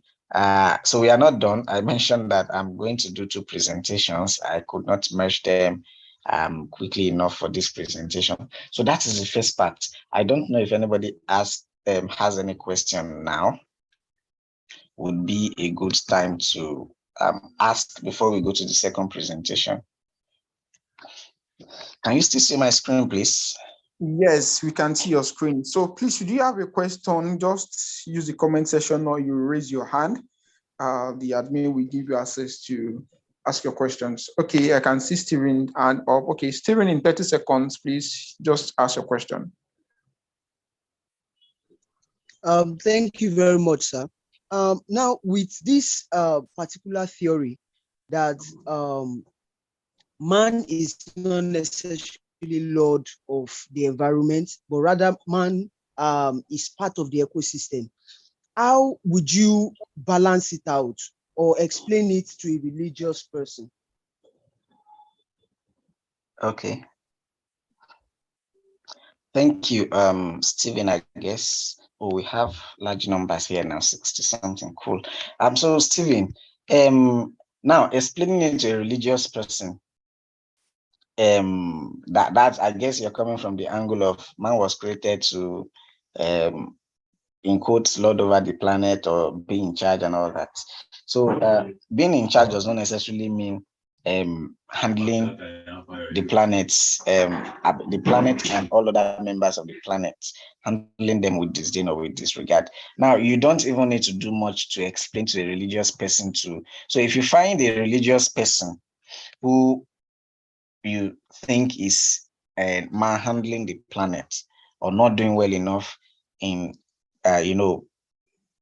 managing the environment, as the case may be, all you need to tell them is, okay, what you eat is from where? Is from the environment. Everything that has sustained you from the day you were born till now. And let me even go fully into that analogy. I was planning to come back into it later. So now, Stephen, I'll still answer your questions. After doing all of that presentation on environmental sustainability, let's think about this together for everybody that is listening. Look at yourself right now, whatever you are putting on, what you are putting on. The materials that was used or that were used to make whatever you are putting on right now, they were sourced from the environment. That's one. So outside yourself, we'll still come back to yourself. Look around you. However you are joining this Zoom call, your phone or your laptop or your whatever you are joining the call with, they were made from materials that were extracted from the environment. Now, let's look beyond all of that. If you are in a room right now, look around the room, or you're in an office, anywhere you are, look around. Anything you see in the room and everything you see outside the room were made from things that were extracted from the environment, from the air, from water, from land, from animals, from plants. Am I right or right? I am right. So now that's what you're seeing now. Let's even come back to you as a person. Imagine yourself, remove all the clothes on your body in your mind, like be naked yourself in your mind, and from your head to your toe.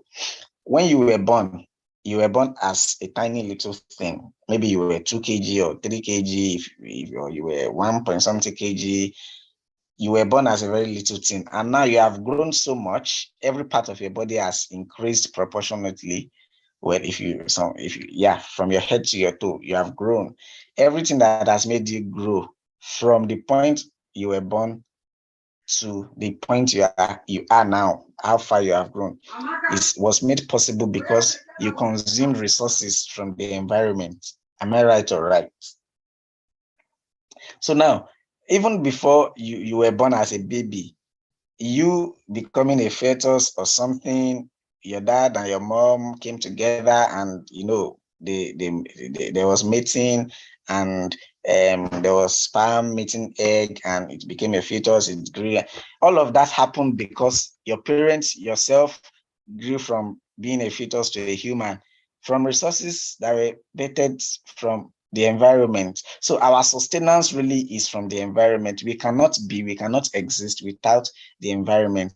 And now we talked about the things you are looking at right now, the clothes you are wearing. Now, since the day you have been born till this moment, all the clothes. Can you even count the number of clothes that you have worn, the number of tops, the number of knickers or shorts or trousers or shoes or slippers? If you want, I don't know if slippers is a plural of slippers or slippers that you have had. So imagine for you alone, all of those were made from materials extracted from the environment. Now, think of all the people that have ever existed. Now, presently, we are over 8 billion people on the planet. Now, that's the number of us that are alive right now. Think of the number of people that have ever existed and how they have also been getting resources from the environment. So this, whether you're explaining to a religious person or a non-religious person, any kind of person, a pair of slippers. Thank you very much, Davis. They taught us this thing in school, in primary school and secondary school. So whether the person is religious or not, it's just when you do this analogy to everybody or to anyone, I believe everybody sees that really we cannot exist without the environment, whether it's for feeding, whether it's for clothing, whether it's for shelter. Our sustenance is dependent on the environment.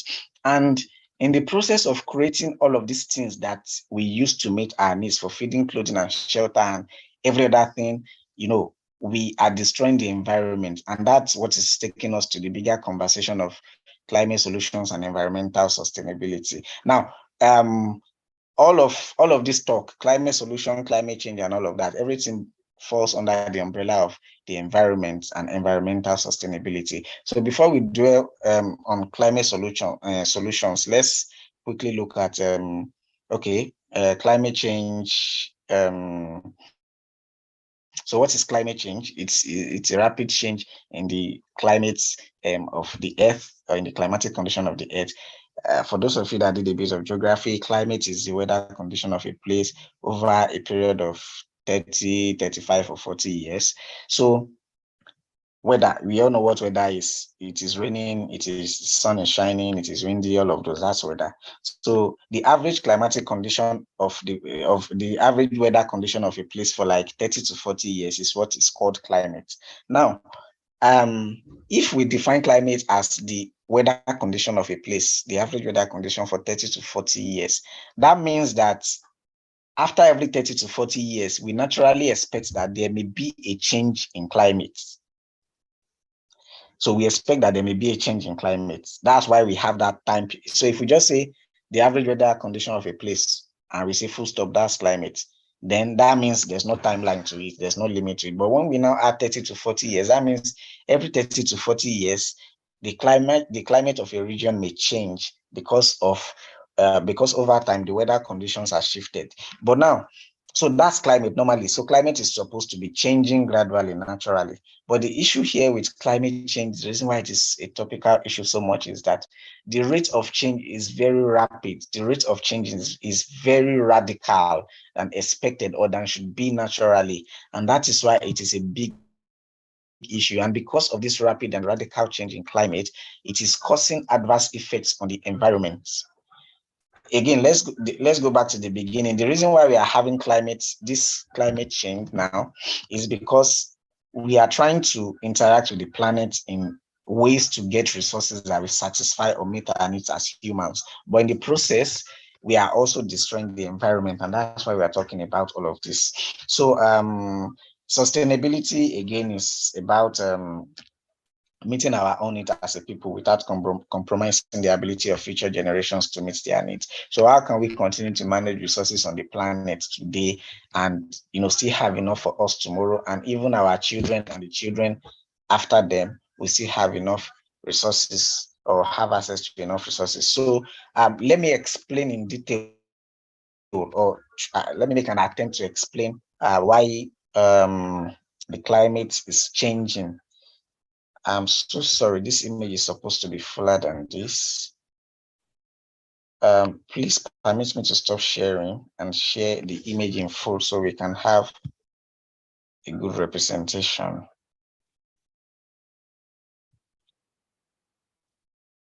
A minute, please.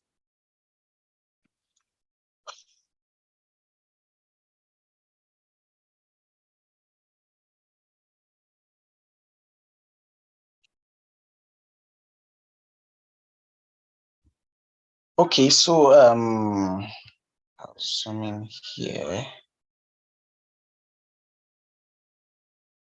think we're good to go now.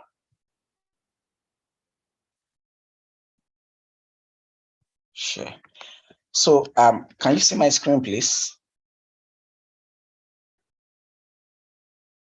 Yes, we can see it. Awesome, thank you. So Don Bosco, your question, what makes climate to change in 30 or 40 years, as I said? Yes, this question nature of man, this image would answer your question when we're explaining it. So you look at okay, we are facing the screen. You look at the left side of the image, it says natural greenhouse effect, and the right side says human enhanced greenhouse effects. So again, naturally, climate is expected to change. And some of the major causes of climate change naturally is, one of the major causes is volcanic eruptions. When igneous rocks, emit a whole lot of lava, it's usually very poisonous. It releases a whole lot of gases and all of that. So, and it really affects the climate, especially in the locality where it happens. So naturally, on the planet. In our earlier presentation, remember how I talked about exposure to sun and how we even have a protective covering that shields us from the direct ultraviolet rays of the sun. So look at this left side of the image. Naturally, there's an envelope of gases that surrounds the planet called greenhouse gases. And these greenhouse gases, one of it is CO2 that we breathe out. We have methane, we have ozone itself, we have O3, and we have even water vapor and some other oxides, nitrous oxides, and a bit of other rare elements or oxides. So we have this natural envelope of greenhouse gases that surrounds the planet, as depicted in this left side of the image. And what these greenhouse gases do is that they protect us, they shield us from the direct rays of the sun. That's one. And number two, now when the sun, you can look at the image, the solar radiation comes in to heat the planet. So because it passes through these greenhouse gases, it scatters many of the rays coming from the sun and does not allow it to hit us directly or with the same intensity. And in also that layer of gas, it also re-radiates some of it also scatters some of the radiation. So you can see something like re-radiated heat. Sorry, the image is not so high quality. So it also sends back some of the rays that come from the sun into space, into outer space, so that we don't just feel all the heat coming from the sun. So that's what these greenhouse gases do normally. And it is very important because, like I said earlier, it helps to shield us from the direct rays of the sun. But the gases, as they envelop the planet, they also help us to trap enough heat necessary for the survival of the planet. Now, if these greenhouse gases are not there, if they are not there at all, and the sun hits us directly, we are going to get fried. If the sun does not hit us directly, we are going to get frozen, because if the rays from the sun does not come, we are going to get frozen because the air to be very cold, exposed to outer space. So what the greenhouse gases do is they help us to regulate heat. They help us to trap enough heat necessary for the survival of the planet, not to get too cold or too warm. So that's what they do naturally. And they occur in natural quantities around the planet. Now, let's shift to the other side of the image.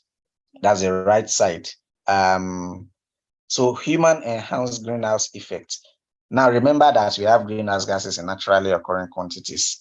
Humans, as we are trying to develop, as we are trying to build houses, urbanization, civilization, industrialization, and all the shons that we are bringing in as humans, as we are trying to meet our needs, we extract resources, we produce, we burn fuel, we have to generate energy and all of that. So in the process of doing all of this, we now emit a whole lot of greenhouse gases into the atmosphere. Remember again that greenhouse gases occur naturally. They help to maintain the temperature around the earth to keep life alive. So life has to stay alive. Permit me to use that. So, but because now humans, because of all we are doing, we are emitting so much greenhouse gases into the atmosphere. So now these greenhouse gases that are naturally good guys, in the adequate, in the naturally occurring quantity, when they get up there, they increase the thickness and the abundance of, they meet their other greenhouse gases that are already there occurring naturally, and they increase the abundance, the quantity of heat surrounding the planet. Now, because the quantity, if you see that the layer of the greenhouse gases is now very thick, it's redder than in the left part of the image, it's more red. So because the concentration of these greenhouse gases is now increased, they now trap more heat than we need for the planet. So they trap more heat from the sun because the quantity, they trap heat naturally. But now, because they are much more than we need in the air, they trap more heat. So the more the quantity or the abundance of the greenhouse gases in the air, the more heat they are going to trap around the planet. And that is what now causes global warming, because they are trapping more heat. So that's why we have what we call global warming. And then global warming now leads to the change in climate. So climate change is, some people use them for each other and all that, but climate change is, basically an aftermath of global warming, because it affects all the dynamics of weather, all the weather variables, rainfall, sunshine, rainfall, temperature, pressure, humidity, and all that, because of this change in temperature. So that is how human activities cause rapid climate change than is needed, or than would have been naturally. So let me go back to the initial presentation. I hope we understand this whole I hope we understand the whole climate change, how it gets to be global warming thing now. So back to this impact of climate change. Now, because of global warming, there are irregularities in weather patterns, and in some places we have droughts and water shortages, while in some places we have storms, we have flooding, like we experienced in Nigeria last year. We have flooding and rising sea levels. In some places we have wildfires, naturally occurring fires because of increased heat. In some places we have more severe hurricanes and all that. All of these are big English, just to term all these impacts of climate change. Now, or global warming and climate change. Let me ask a quick question for all of us. I don't know how old you are, but do you think the world is hotter now than when you were in primary school? Do you think the world, or Nigeria, I think we are all Nigerians, or most of us are, do you think Nigeria is hotter now than how hot it was when you were a kid? It's hotter. It's definitely hotter. Okay, great. So do you think, yeah, thank you for your responses. Nigeria is hotter. So it's as a result of global warming. And so again, another question. Do you think more rain falls wherever you have lived or where you have grown up? Do you think more rain falls now than it used to fall when you were younger? Okay, no. So some people are saying rain falls yet less. Some are saying yes, a distorted season. Rain is getting lesser rainfall. Great. Thank you for your responses. So now, because of the way the climate of the way the planet is, the planet is spherical in shape, and our positioning on the planet exposes us to different parts of the sun, for example, different parts of the moon also, and all that per time. Now, so there are variations in the weather, in the climatic conditions in different parts of even Nigeria, Africa, and the world. So in some places, rain falls more than it used to be. In some places, rain falls less. In some places, rain falls anyhow. Before, we used to have, very defined months that, okay, rain will fall from this time to this time, and farmers usually plan around that time and all that. But now, rain just falls anytime, or it does not fall as expected. But there's one thing, generally, the amount of rainfall around the planet has increased. Now, I'll tell you, when some of you say less rainfall, what you may mean is that, say, maybe in the past, rain used to fall for maybe in a year in your area, rain used to fall for out of 365 days, maybe rain falls for 65 days, just as an example. Or let's say rain falls for 100 days. Now, you are experiencing less rainfall. Now, rain now falls for maybe 50 days instead of the 100 days it used to fall before. But one thing that is happening now is that even when rain is falling for 50 days as compared to 100 days, the amount of rainfall in that 50 days now will likely be more than the total amount of rainfall you had when it was 100 days. And that is why even in the north, sometimes that we know is normally dry places, when rain falls sometimes, they get flooded, let alone the west or the central part of the country. So they get flooded. So when rain is falling on lesser days, the amount of rain is still even sometimes much more than when rain fell on many more days. So in a day, rain that usually will fall for a month in some locations before can fall in one day now. So all of these are a result of climate change, and all of it leads to flash flooding, as it's called, and it affects communities, and some places just continue to get dry and dry. Rising sea levels is for people in coastal communities. I'm from a coastal community, and just last week, one of the communities where I'm from, Ilaja in Ondo State, was attacked by the ocean, and this is also as a result of climate change. So these are the many impacts of climate change. I mentioned earlier how this shift in rainfall pattern, or in quantity or in volume, affects agriculture, affects farmers. And you know that agriculture is very important also because it's the cultivation of food that we eat from. So if that is affected, then it means the quantity of food or the quality of food that's also will be affected because of this shift in weather patterns. So these are some of the impacts of climate change. And so climate change has been a topical issue in the last decade, and there have been efforts to try to mitigate climate change. Mitigation means reducing climate change or reducing whatever causes climate change. And again, remember that the greenhouse gases that we talked about, they are like that's the main channel through which that causes global warming, then leads to climate change and all that. So what we have to do primarily is we have to reduce greenhouse gas emissions. If we can reduce our greenhouse gases, if we can reduce our emissions, our planet will be in a better state. Although the emissions that we already have out there will still cause problem for us for a donkey years, even if we stop releasing any greenhouse gases now. But we have to make conscious efforts to reduce our emissions. And reducing our emissions would mean that we change our systems of running our industries, especially energy-related industries, because most of these emissions come from production processes, comes from energy usage in production. And that is energy around the world now is mostly powered by fossil. And when we say fossil, we are talking about the crude oil and all its derivatives, petroleum and all that. When you burn all of those, they lead to emissions that they are the ones that now cause the release of these greenhouse gases that go up there and all of that. So yes, I saw your question, if the atmosphere can heal or recover. It can. We will have testimony that, for example, the ozone that is part of what forms the protective layer around the planet against the heat rays of the sun is getting healed in some places. So that's good news.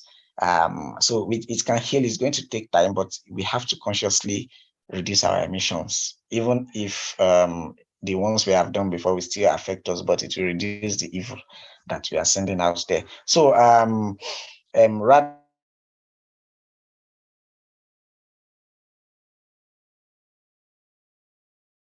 nature-based solutions, and some of this involves discovering benefits of using natural systems and ecosystems to mitigate and adapt to climate change. And some of these go far into using natural means for production and consumption processes that would have reduced emissions as compared to these many industrial processes that we practice today.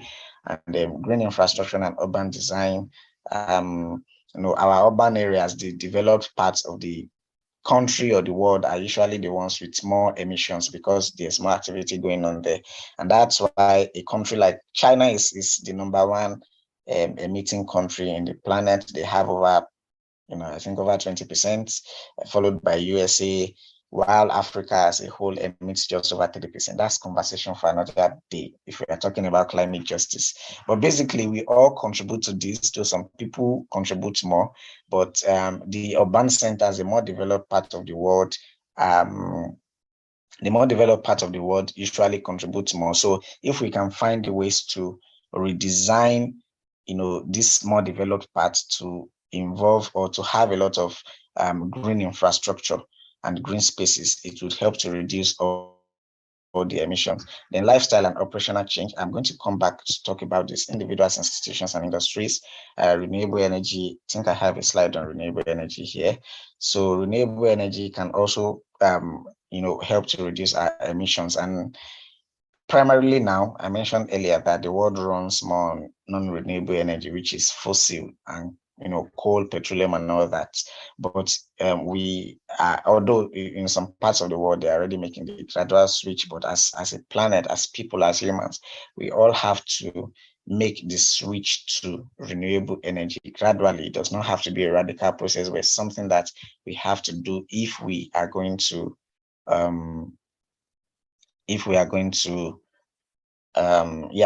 reduce our carbon footprint or our emission profiles and rescue whatever is left of our planet. I see a question: is there a time frame backed by research as to when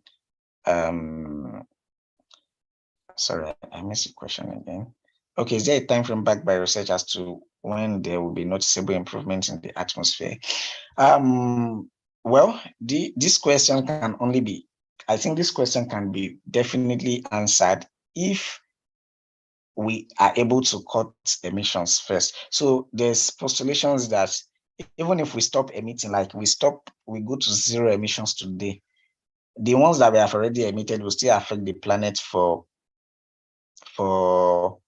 over 30 years. Is it over 30? I think it's more than close to 50 years or slightly more, because it will linger in the air, it will linger in the atmosphere. So what we have already done, we already affect. But I will try to get that exact number from IPCC. I'm not sure about the numbers I just gave, but we cannot now provide an answer to this question because we have not even gotten to the point of cutting down our emissions totally. So we are still talking about possible ways to reduce our emissions.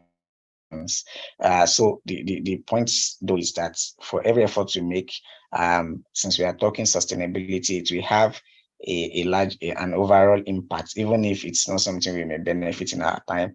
It's something that would benefit us in years to come, or at least benefit our children. Thank you, Oladipupo, for your feedback. I'm trying to take some of these questions, so even as we continue. Since Nigeria releases very low percentage of greenhouse gas, why not focus more on mitigating the impacts of climate change, like building a climate resilient community? Yes, definitely building I'll come back to that. Let's continue. I think I'm getting distracted. Okay. So we have talked about, these are different forms of renewable energy: solar, wind, hydroelectric, energy storage, and efficiency. All of these are things we can switch into globally. We can build action plans that will enable an easier transition from the kind of energy we use now to renewable energy. In Nigeria, we use hydroelectric power majorly, but the kind of hydroelectric power we use is not really the sustainable kind, really. So it still has a high emission profile. So implementing sustainability, waste reduction and recycling, sustainable transportation, sustainable food and agriculture, sustainable food and fashion and materials. Now, somebody asked that since Nigeria is not doing so much, why should we not focus? We should just focus on mitigating the impacts of climate change and build a climate resilient community. I agree with you very much that our contribution is very little, and we feel most of the impact than other communities. So that's why we are saying that we should build structures that will help us to be resilient to these impacts. But Now that is like, how did they say this? That is like treating headache when you actually have malaria. So of course, treat headache. Headache is part of the symptoms of malaria. Let headache, if headache can leave you, fine. And you continue to run temperature or whatever other symptoms that malaria makes you feel. So if we continue to build resilience, and the problem continues to persist, the main cause, which is emissions and emissions and emissions, then would continue to run a race of building resilience. We continue to run a race of building resilience without addressing the main issue or the main challenge of how can we reduce these emissions? How can we reduce these emissions? How can we reduce these emissions? So now we say, okay, it's the developed countries that do all of this, but we have to cry out because we are the ones that feel it more than them. They have better structures in place. So I mentioned that my community was impacted by flooding some days ago, and sea level rise, coastal flooding, houses were lost and all that. Now, we want to build embankments. We have been clamoring for embankments to be built to slow down the ocean and all that. But if the emission continues, the water level will continue to rise. And eventually, whatever seems as adequate for resilience now, in a couple of years, will not be adequate enough again, will not be adequate because now the aftermath of the emissions of our interaction with the environment has caused bigger problem. So now we now talk again that, okay, how can we be more resilient than we have built ourselves to be? So while we are also advocating for resilience, we should also make sure that we don't lose sight of the core problem, which is emissions, and reducing that emissions should be the number one goal, even while we are trying to cope or adapt with the effects of all the problems that we have already caused. I hope you understand, or I hope I was able to answer your question. So back to this slide, implementing, I cannot even see my own slide well. There's implementing something about sustainability. So waste reduction and recycling, so these are things that we need to do to really reduce our emission profile. And sustainable transportation, explore the ways in which we can use public transportation, bikes, and walking to reduce carbon emission. A major source of carbon emission is transportation. Transportation is powered by energy. And energy now is mostly from fossil.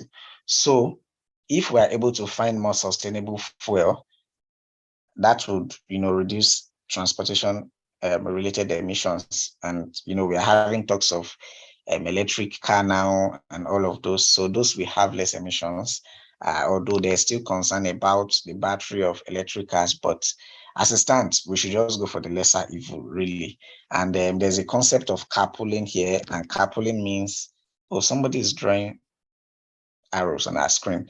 Carpooling is just means sharing rides with people. If you are going to the same area, walking, across short distances, instead of always taking a bike or a cab, if you can walk it and all that. So waste reduction and recycling, as humans, as individuals, how can we reduce our waste footprint? If you don't need something, do you really need to buy it? Can you just refuse getting it? Can you reduce your consumption, so that when you consume less, you generate less waste? Okay, the waste that you eventually generate, can you manage them better? Can you repurpose them? There's something called reuse. There's upcycling. What can you do with the waste to extend the lifespan before it becomes actual waste? Can you also recycle them instead of just throwing them away and all that? So all of these things, waste reduction and recycling. So all of these also have their own contribution. If we're able to reduce our our items consumption, it will reduce the quantity of waste generated, and from there we reduce all the emissions and pollution that is associated with waste. Then food and agriculture, our agricultural processes that we currently explore, are they sustainable? Are there ways to make them more sustainable? the essence is just to reduce all the emissions associated with any of these industries or any of these spaces in sustainable fashion and materials. Earlier, we talked about how everything we are putting on was made from materials that was made from the environment, and we have had to be putting on something since the day we were born, every day till this moment. I don't think there's any day we go and we are just naked. Who is drawing arrows on our screen? Oh? So is there a way we can make the fashion industry more sustainable? Can we reduce all the emissions associated with that too? So now, all of these things, I said I was going to talk about individuals, institutions, and industries. All of these things, if you look at them, let me start from an individual perspective. If you, for example, say, okay, I'm not going to take a bike, I want to walk instead of taking a bike, it may look like your effort is very insignificant in the grand scheme of things, because I mean, there are 8 billion people. I'm the only one that wants to suffer myself and walk instead of not taking bike because I want to reduce emission. So that is you as a person taking action in the way you know how to. So now, if finally an advantage of SAPA in this trekking spotted, well, when you put it like that. So if yourself, you get you get the consciousness, whether it is SAPA is inspired or sustainability inspired, you get that consciousness and you begin to walk for short distances instead of taking a bike or taking a cab. Now, that's you as one person. You have reduced emission associated with that transportation. If you also get to educate other people about this and say everybody in your household, when you are going to church, for example, and your house is not far, you say, okay, let's walk instead of even driving. Your family has contributed to reducing emission. Now, the chain will get bigger if we educate more people and enlighten more people. And so think about if 200 million Nigerians get that consciousness and all of us begin to walk more than over short distances than we take bikes or cabs. Now, if you add up efforts of 200 million individuals, it will definitely amount to much. It will definitely amount to so many impacts. Now, let me give another very good example, a very practical or a more practical one. Now, if you're going on the street, you consume something. So I'm sure that some of us on this call, when we buy things and we consume pure water, biscuit, or snacks or anything, we throw the nylon away. I'm very sure that out of the 1 or 3 of us on this call, a good number of us are guilty of that. Or when you are traveling on the road, you're in a vehicle or you're on bike, you take things and you throw them on the road, throw them off the road, whether it's like Acera or Coca-Cola or even banana. The most annoying thing about that thing for me is sometimes you're traveling and some parents or some siblings are traveling with their kids or younger ones, babies, and they are teaching children how to actually do that. And it's now fun to them. You see a parent giving something to a child as a way to help the child to catch fun. You now tell the child, throw it out the window. And when the child now throws it, you now be like, you now clap for the child. I mean, what kind of barbaric fun, or I don't know, is that teaching a kid that? So if you're walking on the street, for example, you consume something, a pure water nylon, and you're done with it, you throw it on the floor. Now that is just one pure water nylon in a neat place. It may not look so bad because it's just one. People may not even really notice it and see it. So if somebody else passing that road says, thank God I'm not the first person to throw this thing here, somebody has thrown it there, throws their own too, it becomes 2. A group of 5 persons are walking by, they also throw their own, it becomes 7. People continue to pass by that place and everybody is dropping their pure water nylon there. Now it becomes a waste depot for nylons because one person started it, but everybody has started contributing to the issue. Now, imagine 200 million Nigerians drop pure water nylon in one location. Now that is going to be crazy. The sight of 200 million pure water nylon. Imagine 1 billion Africans doing that.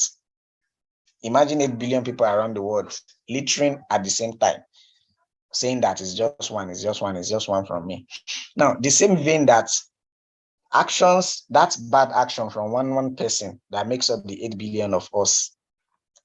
The same vein that it amounts to plenty problems is the same vein that when one of us begin to take action, if each of us begin to take action and other persons also begin to take action, it amounts to a whole lot of action with a whole lot of monumental impacts.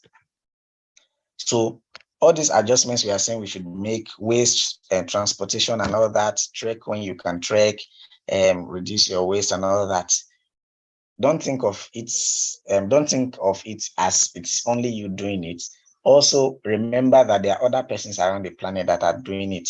And another thing that is I think this is what I preach the most as most important. When you have come to the consciousness of information like this, okay, I see have one more slide. When you have come to the consciousness of information like this, and you have learned that you have learned about the environment, climate change, sustainability, how we contribute, how we can do things better. This is not the kind of knowledge that you are to keep to yourself. You don't keep this kind of knowledge bottled for any reason. Whether if you are shy, you cannot afford to be shy about this. You must talk about it or find means to talk about it in a shy way. Just make sure that somebody gets the message from you. Whether you are writing, if you are shy and you cannot engage people physically, write. If you cannot write, if you are shy and you can act dramas, some people are very shy, but when they're acting, they are very, wild and expressive. Act drama about it. If you can sing about it, sing about it. If you can draw about it, draw about it. Use all means of expression to talk about this whole climate change and environmental sustainability issue. If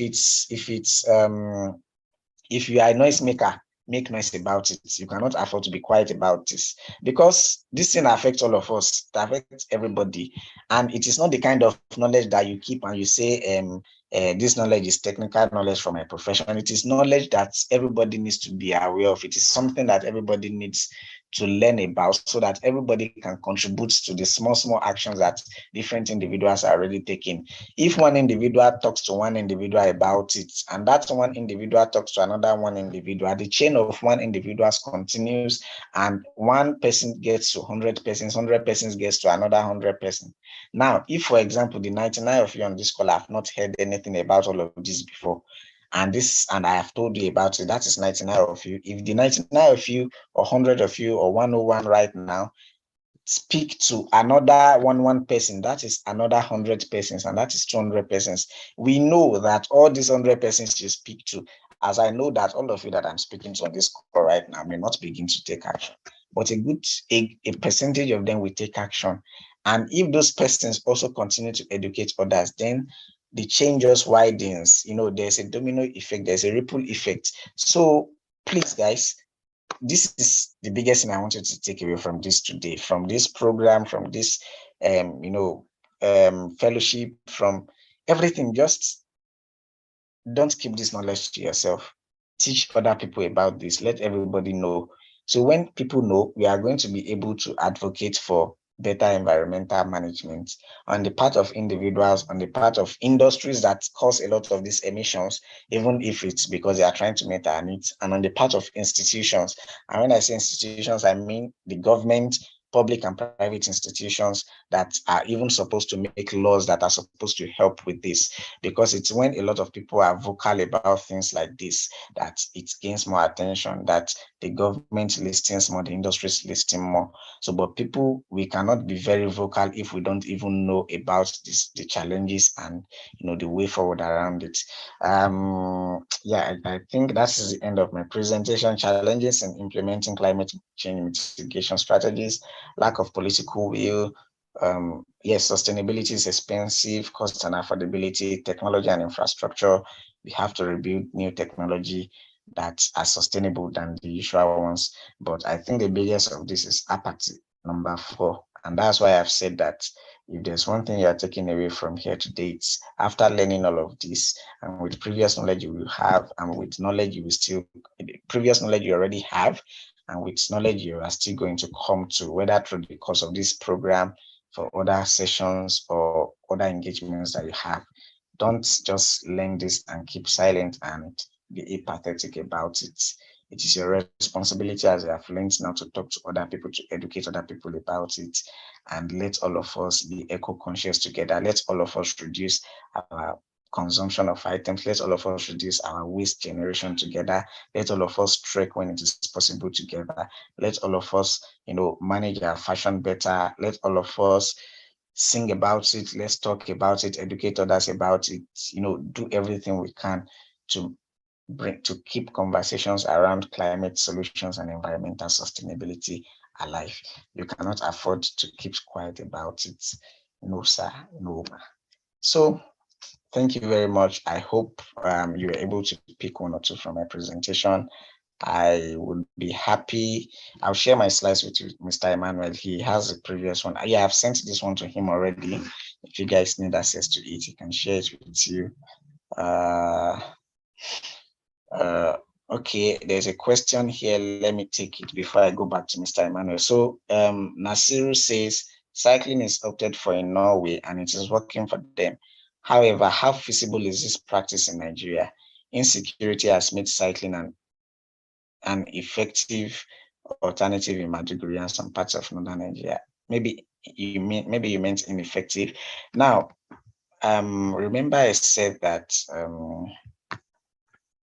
let me go back to that slide. I guess I did not eventually talk about it. Number 4 here, lifestyle and operational change. Now, if we are going to make any change in all of these things we have talked about, individuals, you and I, institutions, governments, public, private, industries, producers, companies, manufacturers, all of us have to work. Everybody has a role to play if we are going to halt climate change or reduce the rate of climate change, reduce emissions, and be more environmentally sustainable. Now, institutions have, if you're talking about insecurity, if you're talking, you talked about Norway and how cycling is practiced. In the whole of Europe, they do a lot of cycling. There are even communities where you would, even if you see cars, they may not be driving, people are walking to work, people are cycling and all that. And this is possible because there are infrastructures available to support that. In Nigeria, we don't even have roads that you can cycle on. If you say you want to ride bicycles, we don't have good roads that you can cycle on. Most of the best roads we have are express roads and cycling on express. So in our little communities, in our local communities, we don't have the infrastructure that will support some of this. That's why we cannot underestimate the role of government in also advancing sustainability, environmental sustainability, or the full scope of sustainable development. Now, we may not get to that point where government has a major role to play, individuals have roles to play too and all that. Now, we may not get to that point if individuals or we as a people are not clamoring so much for change in how we operate, in how things are done, that things that affect the climate change are done. Now, if you look at Nigeria generally, during elections, thank God we just finished one, nobody really talks much about climate change as an agenda. Okay, in Nigeria or even in other parts of the world, in some countries they do, but we don't get to have so much conversations about climate change as we do about road, as we do about water, as we do about healthcare and all that. But we forget that all of these things are affected when we have climate change issues. If there's flooding in an area, for example, that is so crazy, people will stop going to school, people will stop going to work and all that. So there's also the need to have environmental infrastructure, even if it's not tangible infrastructure that they will build something and all that, but we have to think of environmental infrastructure, and it has to be a major part of governance. And a way it will become a major part of governance is if individuals raise voices about it. So even while individuals are trying to take actions in their own little way, we must, together raise loud voice that would ensure, that will make sure that the government takes the environment seriously, and the governments would build the necessary infrastructures and would also mandate industries that contribute to pollution to reduce their pollution or to find ways to cater for their pollution so that it does not affect the environment. So in Maiduguri, like you asked, we may not be able to practice that now, but these are things we should start looking forward to doing. And those of us on this call, I'm sure many of us are interested in politics. If eventually we get to be politicians, because we already have this sustainability background and knowledge, I think it would help us to execute projects that are more sustainable or in more sustainable fashions. Yeah, General Hospital was flooded last year. Great. or bad, not great. I mean, like, that's just supports what I'm saying. I hope I answered your question. Everybody has a role to play, and we must continue to push each other, because individuals must continue to push government. When individuals are informed, they are the ones that become government eventually. And the more knowledgeable you are in sustainability, the more likely it is that you do projects more sustainably, or you execute sustainable projects. Is it really feasible to completely move from fossil fuels to renewable energy sources? Efficiency-wise, are these renewable energy sources reliable? Okay, great. Thank you for your question, Zainab. Now, this is a whole lot of other conversations. Sorry, I was a bit distracted. It is feasible to move from fossil fuel to renewable energy. Yes, the answer to that is yes, but it cannot be a radical switch. It cannot be a 1 year switch. It cannot be a 2 year switch. It may be a 10-year switch. It may be a 15, 20-year switch, but yes, it is possible. And, when new technology emerges, at the beginning, it's not usually the finest. It's not usually the most efficient, but as research and innovation continues with that new technology, it becomes more efficient, and it gets better and better with time. Yes, we can move from fossil fuels to renewable energy, even if right now we cannot get that efficiency that fossil gives from renewable energy sources, but over time we can get there. So we just need to zero our minds to the fact that we want to make the complete switch to renewable energy sources. If we want to do that, if fossil fuel finishes today, we don't have a choice, we'll switch. And because we don't have a choice, we'll bet the necessary innovations and inventions. But really, we don't have to wait till fossil fuel finishes before we make that switch. Because if we wait till then, we are in a lot of maguire and quagmire and every negative mire there is to be in. And again, the Stone Age did not end because we ran out of stones. The Stone Age did not end because we ran out of stones. It ended because we found an option that was easier to power our world, and that is fossil. Now, we have seen that fossil that we thought is the best, as at least when we've discovered it, we have seen the negative impacts it has now. So we don't need to wait till we run out of fossil before we make the switch to renewable energy. We can actually make the switch if we want to, if we really want to, and we really put our mouths and our money and our resources and our efforts there. Individuals, again, institutions and industries, all three working together. Okay. My concern is about renewable energies, whether there is no effect of future effect arising from use of renewables. Many, yes, even myself, I am very concerned with renewables now. A very major issue is storage of renewable energy, and that involves batteries, and batteries are from lithium and some other elements, and some of these are also still extracted from the earth, from Africa and all that. So all of these are happening, but this switch to renewable energy presents us an opportunity to do things differently from how it was done with fossil. Now, in Nigeria, for example, when they discovered oil, our colonial masters then just granted license to oil explorers. Anywhere you see oil, go and explore. They gave them license. Anywhere you see oil, go and explore, go and take it. And they started exploring, they are still exploring till today. And we don't even have a say in all the exploration processes. Even when we are negatively affected by the exploration processes, we still, the kind of government or the kind of country we are in, even when we try to hold them accountable, they get away with it because our government, our institutions that are supposed to hold them or make sure they do things are also compromised. But now this whole talk of renewables gives a different opportunity to draw a totally new agenda. Now we know that there will still be extraction associated with this, but we can sit together. If everybody gets that consciousness, we can decide how we want this kind of extraction to go. Now, it's no longer a case. Now, nobody can come to Nigeria and in many countries of the world, USA or UK cannot say, take license, go and explore lithium or anywhere you see it in Nigeria. No, Nigeria now has an opportunity to converse with whoever may want to explore, whether locally or international people coming to explore that. This is how we want exploration to go. These are the limits. If these impacts come, if you get to this level, we have to stop. We have to do this. We have to put this in place. So generally, we just have an opportunity, since we are talking so much about making a switch, to design and to define how things would go, rather than how it was with the fossil fuel industry when it started. I hope you understand. So renewable is actually more sustainable than fossil, but of course there are still some negatives that comes with renewable. But we have an opportunity now that we have with renewables that we never had with fossil. We have an opportunity to design and define how it would go.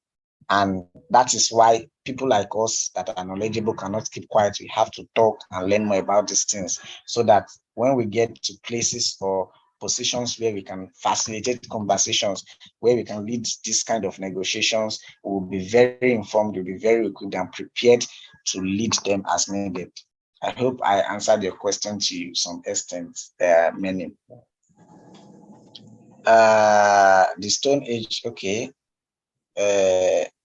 Thank you, Ladipo.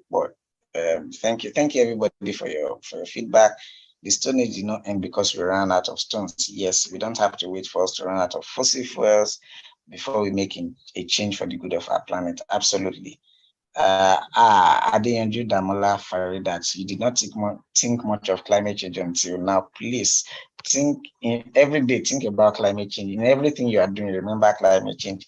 When you are eating and you are about to waste food, remember climate change. When you waste food, there's going to be emission from that food wastage that is going to contribute to climate change. When you are brushing your teeth, if you waste water, remember climate change. When you are working as a student or as a staff in a workplace, if you don't have to print a document, don't print it, do soft copy. Because when you print papers, it is from trees, and trees are, when you cut trees and all that, the process of cutting it, reproducing it into paper and all of that contributes to climate change. Basically, everything contributes in one way or the other. So let's be more conscious. Let's think about it every day. Let's think about it intentionally until it becomes second nature, and we have this lifestyle that just reeks of sustainability in a very good way. Okay. I'm trying to see if there are any other questions. My experience in development has brought me to realization of the fact that achieving a more sustainable development is now donor-driven in Nigeria. Nasiru, I understand where you are coming from, but I do not totally agree. But then, because it is sustainable development, we need a whole, remember I said we need individuals, institutions, and industries all working together. So what I believe is, if anything is really coming, whether it is donor, whether it is revenue from the government, whether it is donor driven and all that, if the intent behind it is really to solve a problem, if the intent is really to solve a problem without any other objectives, I think we are fine. But again, I understand you. There are many, donations out there. There are many grants and all of that have it in agenda. But that's topic for another day. Fortunately, donor agencies have bastardized developmental intervention in Nigeria to monetization of programs to the extent that we can only achieve concrete change when we incentivize the process. We are humans, Nasiru. We are humans, and humans like incentives, and that's why a lot of times it comes in. But this is, I'm not ruling this out. But please, we can't let things like this discourage us, because there's a whole myriad of problems out there that need solving. So as much as we have agencies or NGOs or any institution or organization that may be bastardizing, there are also people that are actually working. There are also agencies that are doing the work, that are just really interested in making change. And one of those agencies is the ones that organize this program.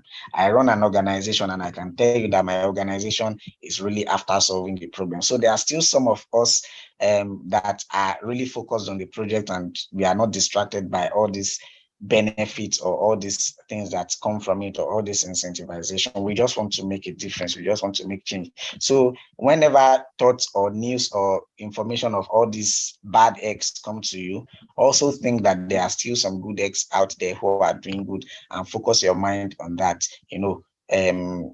What you focus your mind on, what you feed to your mind is, what it will run with and operate with. So ignore the negatives. Why we are looking for solutions, or why we may need, again, that's part of why the government needs to come in to regulate all of that, but while we are looking for ways to fix that, let's focus on the ones, identify the ones that are doing good and focus on working with them. Okay. We can encourage increased emergencies. I want to throw your indulgence. We might not be able to go further. I really, really appreciate the way you are taking those questions. In fact, we are not asking any question again. And while we appreciate you, just give your closing thought. And if there's any other question that's very germane that you've not attended to, you can also attend to it briefly, sir. Yeah, thank you, Mr. Emmanuel, for allowing us to play around since. I think, okay, my closing remarks would be that please, in all possible capacities, with what you have learned today, with what you knew before and what you will still learn during this program and in other programs, please do not just have the knowledge and refuse to act. Act in your own little way and educate others also. If there's just 100 of us in Nigeria shouting environmental sustainability, nobody will hear us. But if the 100 of us educate another 100, and the 100 educate another 100, we grow the family and our voice is louder.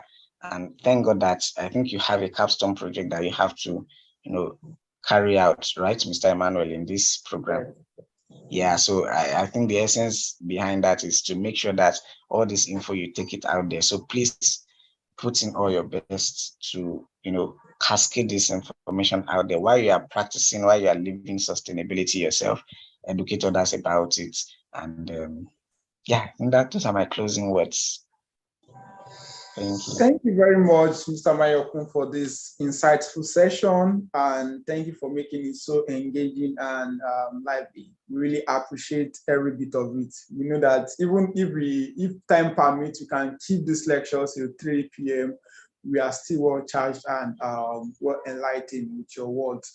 Thank you so much. On behalf of the Leadership Council of Sustainable Development Solutions Network Nigeria, we want to appreciate you for the time and the knowledge which you've shared this morning. We sincerely appreciate you, sir. And we hope to also have you featured in our forthcoming engagements. Thank you for always honoring our invitation. We so much appreciate you.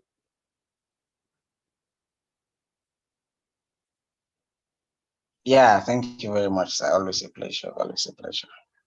Yeah, before you go, I know that advocates will also like to further engage with you and connect with you. May I ask which platform, or maybe you prefer Gmail, WhatsApp, LinkedIn, which platform do you prefer they get to connect with you further? Yeah, you can actually reach me on any platform. My name is Mayokun Yaomolere on Facebook, Instagram, Twitter, LinkedIn. If you search for my name, you'd see me. My email is yaomolere@gmail.com. And do I need to drop my WhatsApp number? If you want it, Mr. Emmanuel will provide it, so you can reach me. You can reach me on any platform. All access. You're from Mayoga here, so you have all access. All right, thank you so much. Really appreciate. The program managers are going to share that with you on the WhatsApp platforms for you to further connect with Mr. Mayokun. And I always relate to him as my green king. He's a green king we have in Nigeria, and you guys will get to know him more and more. Thank you so much for all you do, and really appreciate the leadership of Plugging Nigerians as well. Right about now, before we end today's session, I just want to briefly share one or two things in line to the first one of this project. We are supposed to have our first assessment, that's 29th of April, tomorrow evening, but there is a new schedule due to the adjustment we had last week, and the new date is 3rd of May. 3rd of May should be a Wednesday, I think.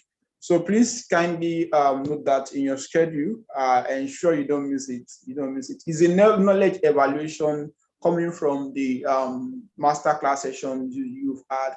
And the other one, which I'll also mention, is we also be having a session tomorrow on innovation and technology for sustainable development. It's slated to commence by 10 a.m., not 9 a.m., 10 a.m. So please note that. And there's a deadline for tomorrow.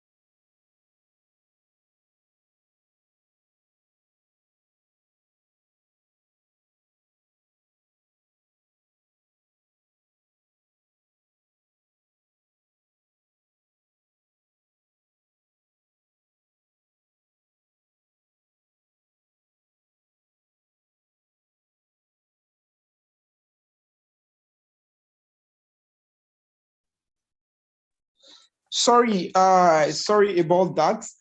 That's just a technical glitch. So as I was to submit the name our own school projects. And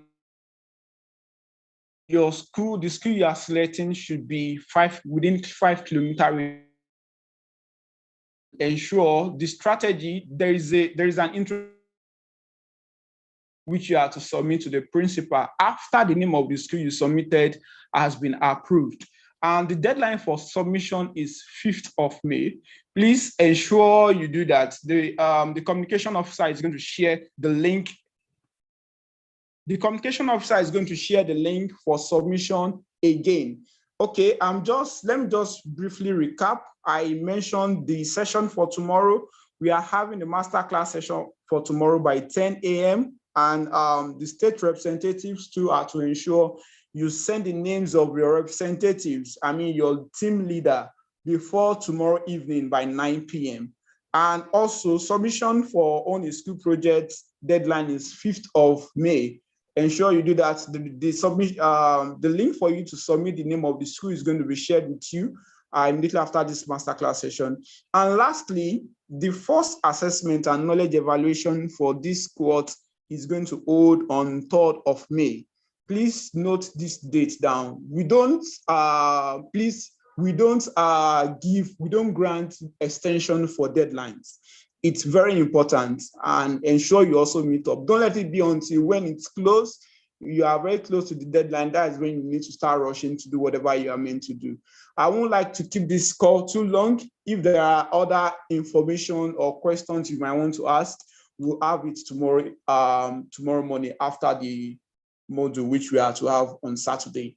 In order not to, we have some Muslim brethren too that are going to be praying shortly. So, but if there are basic questions you want us to attend to, you can reach out on WhatsApp. The program managers are going to attend to it all.